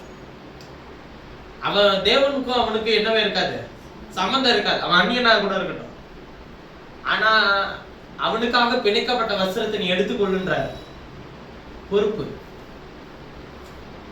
அவனுக்கு என்ன செய்ய வேண்டிய கடமை இருக்கோ அது என்ன பண்ணுறாருங்க, சரி அவனுக்காக ஜெபம் பண்ணு. அவனுக்கு என்ன செய்யணும்னு உனக்கு என்ன கட்டளை இடுறானோ அது செய். இல்ல கத்தர் தான் முக்கியம் எனக்கு, ஆராதனை தான் முக்கியம் எனக்கு, கத்தருடைய வார்த்தை தான் முக்கியம் எனக்கு. முடிச்சிட்டு போய் பார்க்கலாம்ல, விசாரிக்கலாம்ல, நல்லா இருக்க என்ன பண்ற, என்ன கடைசியா வர பேசிட்டு போறான். எனக்கு கத்தர் தான் முக்கியங்க, நான் அவரை ஆராதிச்சுட்டு நான் வரேன், வரமாட்டேன்னு ஒண்ணு சொல்றேன். பிணைக்கப்பட்ட வஸ்திரத்தை என்ன பண்ணுறாருங்க, எடுத்துக்க. அந்நிய ஸ்திரீ நிமித்தம் அவன் கையில என்ன பண்ணி கொள்றாருங்க, ஈடு வாங்கிக்கொள். ஈடுனா என்ன? ஈவுனா கிஃப்ட், ஈடுனா ஒப்பந்தம் பண்றது. யார் நிமித்தம்? அந்நிய ஸ்திரீ நிமித்தம் அவன் கையில என்ன பண்ணிக்கொள்றாருங்க, ஈடு வாங்கிக்கொள். இந்த உலகத்துல இருக்கிற நீ எந்த சர்ச்சுக்கு போற அதெல்லாம் எனக்கு தேவையில்லை. நீ எந்த கொள்கையில இருக்கிற அது எனக்கு முக்கியம் இல்ல. முதல்ல சொல்றாரு, அந்நியனுக்காக அவனுடைய வஸ்திரத்துல, அவன் பிணைக்கப்பட்ட வஸ்திரத்தை என்ன பண்ணிடுறாருங்க, எடுத்துக்க. அவனுக்கு அவனையும் விசாரி, அவனையும் நேசி. ரெண்டாவது சொல்றாரு, அந்நிய ஸ்திரீ நிமித்தம் அவன் கையில என்ன பண்ணி கொள்றாருங்க, ஈடு வாங்கிக்கொள். நீ எந்த கோயிலுக்கு போ, எந்த சர்ச்சுக்கு போ, நீ எந்த கொள்கையில இரு, நீ எதுனாலும் இரு, முதல்ல மனுஷனா மாதிரி மனுஷனை நேசி, விட்டு கொடு, அன்பு செலுத்து. அவன் யாரு? அவன் கத்திருக்கு, அவனுக்கு சம்மந்தம் இல்லை. அவனுக்கெல்லாம் நாயா விட்டு கொடுக்கணும். அவன்கிட்ட போய் நாயா பணிஞ்சு போடுவோம். நீ ஈடு வாங்கிக்கப்பா. நீ அதனால ஒண்ணும் குறைஞ்சிட மாட்ட. அவன்கிட்ட விட்டு கொடு, அவன்கிட்ட மன்னிப்பு கேளு, அவனோட சம்பந்தம் ஒப்புரவாகு. எனக்கு தெரிஞ்ச அற்புதமான ஒரு ஊழியர் தன்னுடைய செய்தியில சொன்ன ஒரு விஷயத்த நான் கேள்விப்படும் போது ரொம்ப ஆச்சரியமா இருந்துச்சு. கர்த்தர் எப்படிலாம் ஒரு மனுஷனை நடத்துறாருன்றது. அவரு சுகமாக்கும் வரத்தை கர்த்தருடைய ஊழியத்துல வல்லமையா கிரியைகளை நடத்திட்டு இருந்தார். ஒரு நாள் இவர் வீட்டுல இருக்கும் போது இவரை சும்மா தொந்தரவு பண்றதுக்கு யாராச்சும் வந்துகிட்டே இருக்கிறாங்கன்றதுனால இவர் வெறுத்து கூட்டத்தையும் நடத்தணும், வீட்டுக்கு வந்தாலும் பேசணும், இப்படியே இருக்குது, எனக்குன்னு ஒரு தனிப்பட்ட ஒரு நேரம் இல்லையான்னு சொல்லி என்ன பண்ணிட்டாரு, வீட்டுக்குள்ள இருந்துகிட்டே ஒய்ஃபை பார்த்து ஒய்ஃப் கிட்ட சொல்லி, வக்கீல் யாரோ பார்க்க வந்திருக்கிறாங்க அவரை, நான் இல்லைன்னு சொல்லி இருந்துட்டாரு. வந்தவங்க தான் இவங்க ஒய்ஃப் இல்லைன்னு சொல்லி அனுப்பிட்டாங்க, அவங்க போயிட்டாங்க. அடுத்த நாள் காலையில ஒரு குழந்தை முடியாம வியாதியோட இருக்கிறத கொண்டு வந்து இவரோட கையில கொடுத்து, பிள்ளை ரொம்ப முடியாம இருக்கு, ஜோம் பண்ணுங்கன்னு சொல்லி கேட்டிருக்கிறாங்க. அப்ப ஜோம் பண்ணும்போது உள்ளே இருக்கிற கர்த்தருடைய ஆவியானவர் சொன்னாரா, நீ மாய்மாலக்காரனா இருக்காத அப்படின்னாரா. என்னவா இருக்காத? நேத்து பண்ண பிரச்சனைக்கு நேத்தே பஞ்சாயத்து தீர்த்தா பிரச்சனை இல்லை. குழந்தைய தூக்கிட்டு வர சொல்வாரு, கையில கொடுத்துட்டு நீ மாய்மாலக்காரனா இருக்காத அப்படின்னு சொன்னோடனே யாரு குழந்தைய தூக்கிட்டு வந்தாங்களோ அந்த குழந்தைய அவங்க கையில கொடுத்துட்டு, நீங்க கொஞ்ச நேரம் உட்காருங்க, நான் சரி பண்ணி கொள்ள வேண்டிய காரியம் இருக்கு, அது சரி பண்ணிட்டு வரேன் அப்படின்ட்டு நேரா போனாராம் வக்கீல் வீட்டுக்கு. நேற்று வீட்டுலதான் இருந்தேன், என் ஒய்ஃப் கிட்ட சொல்லி நான் இல்லைன்னு சொல்லிட்டேன் அப்படின்னு வக்கீல் சொன்னாரு. நீங்க இல்லைன்னு நினைச்சுதாங்க நான் வந்தேன், இல்லைன்னா நேத்தே இந்த பிரச்சனை தீர்ந்துருக்குங்க. ஆனா கர்த்தருடைய கிருபையில அந்த பிரச்சனை நேற்று வரல, அந்த ஹியரிங் வரல, உங்களுக்காக வந்த விஷயம் வரல, இன்னைக்கு வரலதான் இருந்துச்சு. இன்னைக்காச்சும் நீங்க இருப்பீங்களான்னு சொல்லி யோசிச்சுட்டே உட்காந்து நீங்களே வந்துட்டீங்க. ஏன் நான் இருக்கிறேன், ஏன் உனக்கு எங்க கையெழுத்து போடணும்னு சொல்லி நான் ஹியரிங் வரணுமா வரேன்னு சொல்லி அவரோட ஒப்புரவாகி நான் அப்படி சொன்னதுக்கு சாரி பிரதர், என்னை மன்னிச்சுக்கோங்க, அவருக்கு ஆண்டவருக்கு சம்பந்தமே இல்லையா. ஆனால் அந்த உலக பிரகாரமா இருக்கிற அந்த மனிதன் இடத்துல நம்ம அப்படி சொல்லிட்டோம்னு சொல்லி அவனோட கூட போய் ஒப்புரவாகி, நான் வீட்டுல இருந்துட்டே நான் இல்லைன்னு சொன்னது தப்பு தாங்க, என்னை மன்னிச்சிருங்க அப்படின்னு சொல்லிட்டு வந்துட்டு எப்பொழுது வழக்கத்தின்படி ஜோம் பண்ற இடத்துக்கு ஒரு இடத்துக்கு வருகிற வழியில ஜோம் பண்ணிட்டே வரும்போது அமைதியா அந்த மரங்கள் எல்லாம் அமைதியா இருக்கிறத பாத்துக்கிட்டே வந்தாராம். என்ன ஒரு காத்து கூட அடிக்கல, இப்படி ஒரு புழுக்கமா இருக்குன்னு நினைச்சுக்கிட்டே வந்தாராம். திடீர்னு இவருடைய காலுக்கு கீழே இருந்த சுழல் காற்றுல அப்படியே இந்த இலைகள் எல்லாம் மேல போய் அதன் பிறகு மரத்தினுடைய இலைகள் எல்லாம் அசைஞ்சிச்சான். ஓகே ரைட்டு, இப்பதான் யார் வந்திருக்கிறது? நேரம் போனார். அந்த குழந்தைய வீட்டுல இருந்த குழந்தைய கையில வாங்கி ஜோம் பண்ணும்போது கர்த்தர் அந்த வியாதியை சுகமாக்குனார். நீங்க ஒண்ணு விளங்கிக்கணும், பிள்ளையானாலும் அதின் செய்கை சுத்தமோ செம்மையோ என்பதை நடக்கினால் விளங்க செய்வார். அதெல்லாம் யாரு பார்க்க போறா? அதெல்லாம் யாரு கேட்க போறா? இவன்ட்டெல்லாம் போய் நான் ஏன் ஒப்புரவாகணும்? இவன்ட்டெல்லாம் ஏன் போய் நான் பேசணும்? இவெல்லாம் யாரு எனக்கு? இல்ல, நீ பிள்ளையானால் நீ அதை செய்யக்கூடாது. அதனாலதான் சொல்ற, இங்க இந்த இடத்துக்குள்ளே வரலன்னா பிரச்சனையே இல்லை. ஆண்டவருக்குள்ளே வரலனாக்க என்னவே இல்லை. இது மாதிரிலாம் வைராக்கியம் பாராட்டி நீங்க பாட்டுக்கு இருந்துட்டே இருக்கலாம், பிரச்சனையே கிடையாது. பிள்ளையானால் நீ இதை செய்யாது. சொல்றாரு, அந்நிய சிறை நிமித்தம் அவன் கையில என்ன வாங்கி கொண்டாருங்க? ஈடு வாங்கிக்க. ஒரு விஷயத்த சொல்றீங்களா, அதை எந்த இவன் இந்த கோயிலுக்கு பரப்படுத்துறீங்களா, நம்ம சர்ச்சைக்கு இவனுக்கெல்லாம் சத்தியமே தெரியாது. அப்படிலாம் இல்லை, அதை ஈடு வாங்கி அவனுக்கு விஷயத்த என்ன பண்ணு, எடுத்து சொல்லு. உன்னிடத்துல இருக்கிற நம்பிக்கை குறித்து யாதொருவன் விசாரிக்க வந்தால் அவன் எப்படி ஏத்துக்கணும்னு சொல்லுது? சாந்தத்தோடும் வணக்கத்தோடும் அவனுக்கு எப்படி சொல்லணுமா? மறு உத்தரவு சொல்லு, பதில் சொல்லு. எடுத்தோடனே நீ யாரு தெரியுமா? நீ அந்திகிறிஸ்துவின் ஆவி, நீ துருபதேசக்கா, நீ நீ நரகத்துக்கு தான் போவ. யார் உங்களுக்கு ஜட்ஜ்மெண்ட் பண்ண சொல்லி சொன்ன? நீ எங்க போவ? நம்ம எங்க போறோம்? நம்ம நித்திய ஜீவனுக்கு போறவங்க தானே. நம்ம பேச்சு எப்படி இருக்கு? ஆண்டவர் யாரையாச்சும் அப்படி பேசி நீங்க பாத்துருக்கீங்களா? சமாரியர்களுக்கும் யூதர்களுக்கும் ஒத்தே வராதுங்க. சமாரியர்களோட யூதர்கள் சம்பந்தமே கலக்க மாட்டாங்க. ஒருத்தனை திட்டனாக்க கூட சமாரியன் சொல்லிதான் திட்டுவாங்களாம். சமாரியன்ற வார்த்தையே கெட்ட வார்த்தை மாதிரி யூதர்களுக்கு. ஆனா இயேசு ஒரு நாள் சமாரிய தேசத்துக்கு போகணும்னு போறாரு. சமாரியர்கள் இயேசுவை உள்ள வாங்க விடல. அப்பதான் இயேசு சொல்றாரு, நரிகளுக்கு குழிகளும் ஆகாயத்து பறவைக்கு வீடு இருக்க மனுஷகுமாரனுக்கு தலை சாய்க்க இடம் இல்லையான்னு கேட்கிறாரு. என்னன்னா, உன் தேசத்துல நரி குழி கட்ட இடம் கொடுக்குற, ஆகாயத்து பறவை வீடு கட்ட கூடு கட்ட இடம், வீடு கட்டுறதுக்கு இடம் கொடுக்குற, நான் உன்கிட்ட வரக்கூடாதுன்னு நீ தடை பண்ணி நிப்பாட்டுறியா? இயேசுக்கு தலை சாய்க்க இடமே இல்லை, இயேசு சிலுவையில தான் தலை சாய்த்தார் அப்படின்னு. இயேசு சிலுவையில தலை சாய்க்கல. அவர் ஒரு நாள் காற்றும் புயல அடித்த போது படகுல நிம்மதியா தூங்கிட்டு தான் இருந்தார். அதுக்கு முன்னாடி அவர் தலை சாய்ச்சி படுத்ததே இல்லையா? அவர் என்ன சொல்ல வராரு? தேசத்துல எனக்கு இடம் இல்லையேப்பா, உள்ள விட மாட்டேன்னு இவரோட வந்த 2 பேரு, பேதுரும் யோவானும். யோவானுக்கு எங்க இருந்து வந்துச்சு இவ்வளவு கோவம் தெரியல. யோவானும், ஆண்டவர் எலியா வானத்திலிருந்து அக்கினி இறக்கி வழியை பட்சித்து போட்டது போல நீ வானத்திலிருந்து அக்கினி இறக்கி இவர்களை அழித்து போட ஆண்டவரே. ஆண்டவர் வானத்திலிருந்து அக்கினி இறக்கி அழிச்சுட்டாரா? அவங்களுக்கு என்ன கோவம்னா, இவெல்லாம் நம்மளோட இனமே இல்ல ஆண்டவரே. சமாரியர்கள் ஒரிஜினலா சொல்ல போனா அவர்கள் யூதர்களோடு சம்பந்தம் கலந்து பிறந்த கலப்பின் வித்துக்கள் அவர்கள். இவனுக்கு ஒத்து வராது, இவனுக்கு சேர மாட்டான். இந்த தீண்டாமைன்ற ஒரு விஷயம் அன்னைக்கே இருந்துச்சு. யூதர்கள் தன்னுடைய சகோதரர்களுடைய தேசத்துக்குள்ளே போக மாட்டாங்க. ஏன்னா கர்த்தர் உங்களுக்கு விசேஷித்த ஒரு பிரதான ஆசாரியர் என்ற ஊழியத்தை கொடுத்திருந்தார்ல, இந்த கிரேடு. அதுதான் லேவிக்கு அந்த கிரேடு வந்துடக்கூடாதுன்னா லேவிக்கு என்ன பண்ணாருன்னா, உனக்கு தேசமும் கிடையாது, ஒரு வீடும் கிடையாது, ஒண்ணும் கிடையாது. நீங்க அதே நேரத்துல இவனை யாராச்சும் ஏத்துக்கல, உன்னுடைய கோத்திரத்தை பூமியின் தூளில் இராதபடிக்கு அழிச்சு போட்டுருவேன் அப்படின்னு சொல்லிட்டாரு. கர்த்தரே, லேவி உனக்கு யார் பங்கு? நான் தான் உனக்கு பங்கு, கர்த்தர் தான் என் பங்கு நீ சொல்லணும். முன்னதாக நீ படைக்கிற எல்லாத்திலையும் முதன்மையானதை கொண்டு வந்து அவனுக்கு கொடுத்துரு. அவன் முதன்மையானதை எடுத்து எனக்கு செலுத்தின பிறகுதான் அவன் புசிக்கணும், அவனும் வீட்டாருன்ற. ஒரிஜினலா இந்த மல்கியால எழுதப்பட்ட தசம்பாகத்தை குறித்து எழுதி இருக்கிற விஷயம்லாம் யாரை பத்தி சொல்றாருன்னா லேவி கோத்திரத்துல இருக்கிறவங்களுக்கு தான் அதை எழுதி இருக்கிறாரு.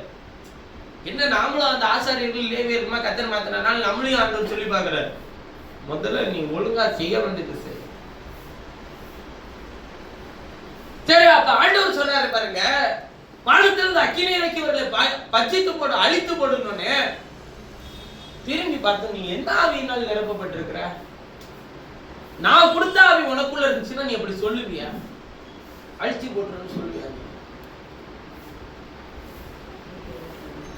மனுஷகுமாரன் அழிக்கிறதற்காக ரட்சிக்கவே வந்தேன். அப்ப கவனிங்க, தம்முடைய சீஷர்களுக்கு அப்படி சொல்லி தருகிறார். அதனாலதான் சொல்றாரு, அவனுக்கு எடுத்து சொல்லு,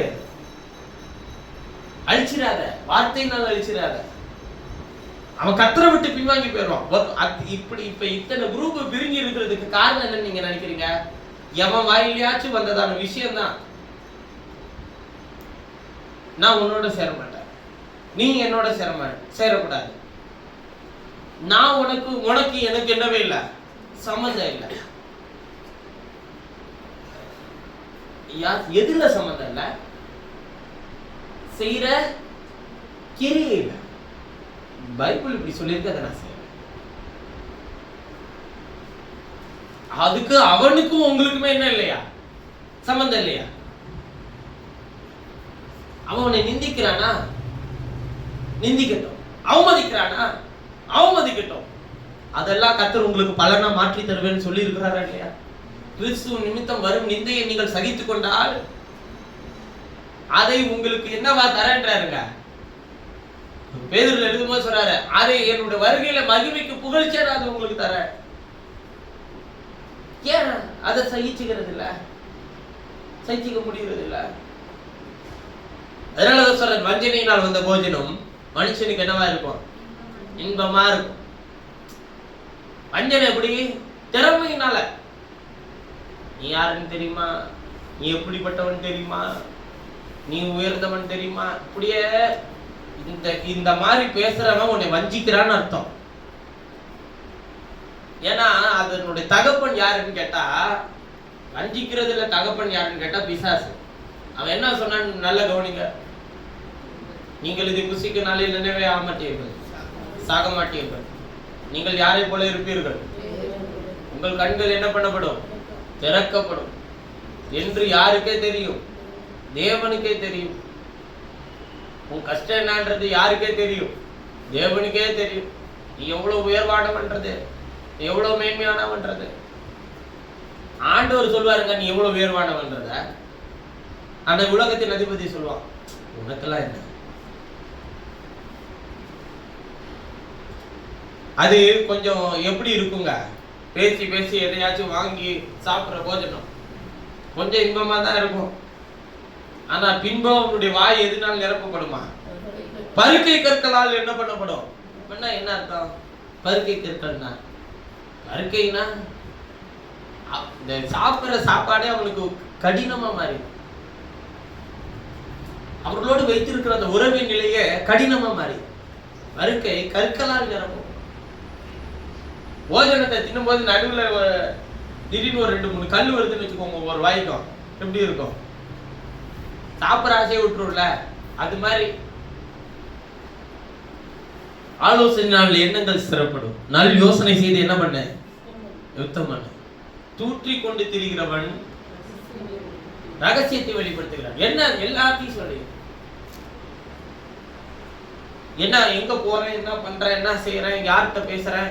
அங்க நம்ம எல்லாம் எப்படி தெரியுங்களா? நம்ம ஆட்கள்லாம் எப்படின்னா, ஒருத்தவங்க போறான்னு வச்சுக்கோங்க, அங்க பல்ல இருக்கு, அங்க விழுந்துராத அப்படின்றது முதற்கொண்டு டீட்டெயிலா சொல்லி அனுப்பிவிட்டோம். நீங்க போகும்போது உங்களுக்கு யார் சொல்லிவிட்டா? உங்களுக்கு பல்ல இருக்கு, விழுந்துராத அப்படின்னு யாரும் சொல்லி அனுப்பிவிட்டாங்களா? இது யார்கிட்ட சொல்றது இல்லைன்னா, ஒரு ஆண்டவரோட பிள்ளை போறான், இல்ல ஒரு ஆண்டவரோட பிள்ளை ஒரு வேலை செய்யறான், இல்ல ஒரு ஆண்டவரோட பிள்ளை ஒரு முயற்சி செய்யறான், அதுல இப்படி வரலாம்பா, வரக்கூடாது, இப்படி செய்யலாம்பா, செய்யக்கூடாது, இதுல இப்படிலாம் நான் அனுபவிச்சிருக்கிறேன் அப்படி சொல்றது இல்ல. யார்கிட்ட சொல்றதுங்க? நீங்க அங்க போகும்போதுங்க டாக்டர் சைட்ல உட்கார்ந்து இருப்பாருங்க, நீங்க கொஞ்சம் நேரா போங்க, சேர் போட்டு பாருங்க, நின்றுட்டு இருக்காதுங்க, உட்கார்ந்துருங்க. அது வரையில சொல்லி தராது. அது உங்களுக்கு தேவையில்லை. அது அவங்க சேர் போட்டுருக்காங்களா, அந்த உட்காருன்னு அவன் சொல்லுவான், அவன் உட்காந்துருவான். ஒரு உதாரணத்துக்கு சொல்றேன், யாருக்கு சொல்லி தரணும்னா, தேவ சரீரமா இங்க சமையல இருந்து போற ஒரு ஆள் எங்க போறான், தடுமாறுறான் அப்படின்னா அவனை தாங்கி தூக்குறதுக்கு நீங்க பெற்ற அனுபவத்தை சொல்லுங்க, பிரச்சனை இல்லை. அதான் சொல்றாரு, தூற்றி கொண்டு திரிகிறவன் எதை வெளிப்படுத்திறான்னா, அதுல இவன் எப்படி ஜெயமண்டா, கத்திரிவனோட எப்படி இருந்தாரு, அதை எப்படி பராமரிச்சாரு, கத்தர் எப்படி பாதுகாத்தாரு, இதெல்லாம் சொல்லணும். உலகத்தை அதை சொல்ல முடியாதுல்ல. நம்ம என்னமோ சாய்ச்சவன் நம்ம சொல்லுவோம், பாத்துங்க, ஏமாந்துடாதீங்க. நம்மளையுமே வியாபார விடாம பாதுகாத்தது கத்தர். நம்ம யாரை பாதுகாக்கிறோம்? நம்ம யாரும் பாதுகாக்கணும். அந்த பொறுப்பு உங்க தோல்ல கொடுத்துருக்கிறாரா? நீ இந்த இவங்கெல்லாம் ஏமாந்துட கூடாது, சுத்தி இருக்கிற எல்லாரும் ஏமாந்துறதுபடி பார்த்துக்கிற பொறுப்பை கொடுத்தாரா? அதனால் தன் உதடுகளினால் அளப்புகிறவனோட என்ன பண்ணாதன்றாருங்க, இது மாதிரிலாம் பேசாத. அவனையும் பேச விடாத, நீ பேசாத. ஒருவேளை அவன் அழுப்பிட்டு இருந்தானா நீ அதை பத்தி என்ன பண்ணாத, இரு கொஞ்சம் இரு, உனக்குன்னு கொஞ்சமாக்கி எதை வச்சுக்க, கொஞ்சம் ரகசியத்தை தக்க வச்சுக்க. அவன் விழுந்து எந்திரிச்சு வரும்போது நானும் அப்படிதான் பட்டேன், அவனுக்கு அந்த வழினா என்னன்னு என்ன பண்றது இல்லைங்க, தீர்த்தது இல்லை. ஐயா, நான் திரும்பவும் சொல்றேன், முன்பு போல இல்லை. இதை செய்ய, அதை செய்யாத, இதை பண்ணி, இதை பண்ணாத, இப்பெல்லாம் முன்னாடிலாம் சொல்லிட்டு இருப்பேன். இப்பெல்லாம் என்ன பண்றது, கொஞ்சம் செய், பார்க்கணும். ஒருவேளை அதுல இருக்கிற அந்த அனுபவத்தை நீங்கள் என்ன பண்ணணுங்க, பெற்றுக்கொள்ளணும். பிசாசு கொண்டு போறவர் சிங்கம் தான் பிடிக்குதா பாத்துருவோமே, அதையும் கரடி பிடிச்சிட்டு போதான்றதையும் பாத்துருவோம். எனக்கு பலன் இருக்கு, கர்த்தருடைய பலன் எதுல இருக்கு, வீட்டுக்குள்ள. சிங்கத்தின் வாய் நின்று தப்புவிக்க தேவனுக்கு வல்லமை உண்டு. கரடியை ஒரு ஆட்டுக்குட்டியை கிழித்து போடுகிறது போல கிழித்து போட்டு உயிர்ப்பிக்க தேவனுக்கு வல்லமை உண்டு. அதனால நம்ம என்ன பண்ண தேவையில்லைன்னா, சிங்கமே வராம வெளிப்பட தேவையில்லை, கரடியே வராம வெளிப்பட தேவையில்லை, பிசாசு தான் வந்துட்டான்னு சொல்லவும் தேவையில்லை. உள்ள போறியா போ. இப்ப நான் சாவுறது உங்களுக்கு பிரியமா இருந்தது, நீ ஏன் சாவு போற, உன்னை சாவு விட மாட்டார், கவலைப்படாத. அதான் சொல்றேன்ல, நல்லா வச்சிருக்கும், வச்சிருந்து நீ கெட்டு போக விட மாட்டாரு, வச்சிருக்க மாட்டாருன்னு சொல்ல மாட்டாரு. நல்லா வச்சிருந்து கெட்டு போக விட மாட்டாரு, தரித்திரமா வச்சிருந்து கெட்டு போக விட மாட்டாரு, தேவையே சந்திப்பார். ஒவ்வொருலையும் உங்களுடைய வாழ்க்கையில என்ன தேவையோ அதை சந்தித்து கத்தர் உங்களை என்ன பண்ணுவாருங்க, நடத்துவார். உதடுகளினால் அளப்புகிறவனோட என்ன பண்ணாத, கலவாத.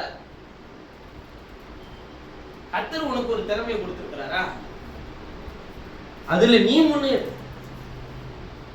உன்னால் முடிந்து நீ முன்னேறின பிறகு உன்னால் முடிந்த எல்லாரையும் என்ன பண்ண, முன்னேற்றி விடு, தப்பு இல்லை. நம்மளே இந்த ஓட்டத்தை ஓடி முடிக்கல, அதுக்குள்ள எல்லாரையும் முன்னேற்றி விடுறதுக்காக நம்ம ஓட்டத்தெல்லாம் நிறுத்திட்டு, நம்ம வேலையெல்லாம் விட்டுட்டு, நம்ம படிப்பெல்லாம் விட்டுட்டு, நம்மளுடைய செய்கையெல்லாம் விட்டுட்டு, நம்முடைய முயற்சியெல்லாம் விட்டுட்டு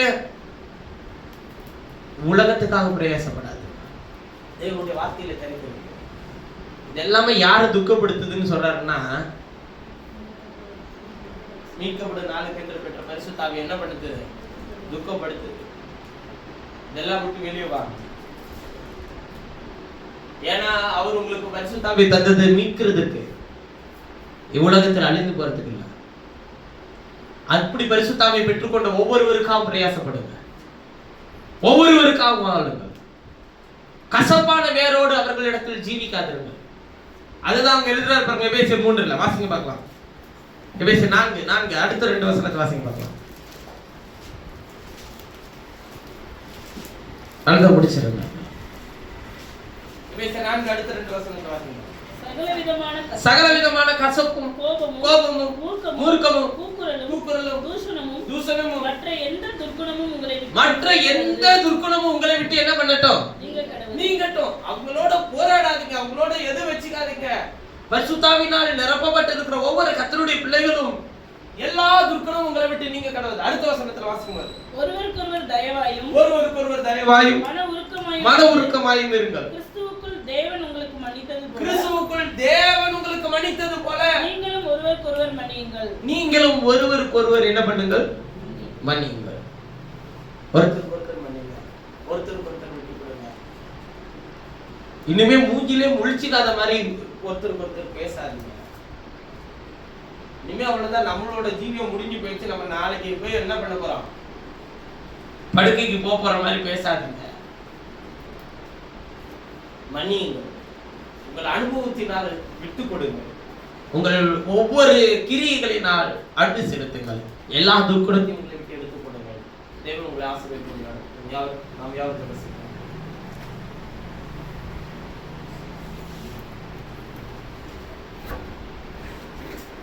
ஜெபிப்போம். தேவன் கொடுத்த வார்த்தைக்காக, தம்முடைய வார்த்தையிலிருந்து நம்மோடு கூட பேசினதற்காக நம்முடைய இருதயத்தை தாழ்த்தி ஒப்பு கொடுத்து நாம் ஜெபிப்போம். ஹalleluya.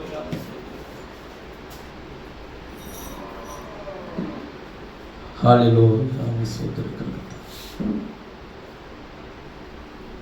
நீர் கொடுத்த பரிசுத்த ஆவியை நான் ஒருவேளை துக்கப்படுத்திக் கொண்டிருப்பேன். நான் என்னை தயவாய் மன்னியும். நம்முடைய நல்ல ஆவியானவர் என்னை செம்மையான வழியில நடத்தட்டும். எல்லா தீங்கிலிருந்தும் என்னை விடுதலையாக்கி காத்துக்கொள். பரிசுத்த கரத்துக்கு முன்பாக என்னை எப்பொழுதும் தாழ்த்தி விடுகிறேன். எல்லா துர்க்குணத்தையும் என்னை விட்டு எடுத்து போடும். நிந்தித்தல், அவமானப்படுத்துதல் மனிதர்கள் செய்யட்டும். நான் ஒருவரை செய்யாதபடிக்கு எனக்கு உடைய கிருபை தாரும். எல்லா துர்க்குணத்தையும் என்னை விட்டு எடுத்து போட உடைய கிருபை தாரும். நீர் கொடுத்த பரிசுத்த ஆவியை துக்கப்படுத்தாமல் இருக்க உடைய கிருபை எனக்கு தாரும். உடைய பலத்தினால் இருக்கும். இயேசு கிறிஸ்துவின் பாதுகாப்பு அரவணைப்பு உடைய பிள்ளைகளை எப்பொழுது சூழ்ந்து வழி நடத்தட்டும். தேவ கரத்தினால் நிழலினால் முடிசூட்டி காத்துக்கொள்ளும். ரகசியத்தை தூற்றி திரிகிறவர்களோடு கூட களவாதபடிக்கு எங்களை விலக்கி காத்துக்கொள்ளும். வெவ்வேறான நிறைகளும் வெவ்வேறான மரக்காலும் எங்களை விட்டு எடுத்துப்படும். ஒரு நிலையான ஆவியுடையவர்களாய், உறுதியான அடிகளை பெற்றவர்களாய் நாங்கள் ஒவ்வொரு நாளும் அசைய பிழைக்க எங்களுக்கு உதவி செய்யும். தேவ கரத்தினால் எங்களை நடத்தும். நாங்கள் இன்னாருடைய பிள்ளைகள் என்பதை எப்பொழுதும் எங்கள் நினைவில் வைத்துக் கொள்ள உதவி செய்யும். தேவனை எங்களில் ஆளுகை செய்யும் நடத்தும். இயேசுவின் நாமத்தில் ஜெபிக்கிறேன். ஆமென். என் ஆத்மாவே என் முழுவதுமே அவருடைய பரிசுத்த நாமத்தை சொல்கிறேன். என் ஆத்மாவே அத்த சிந்த சகல பகாரங்களையும் வருவாதே. ஆமென்.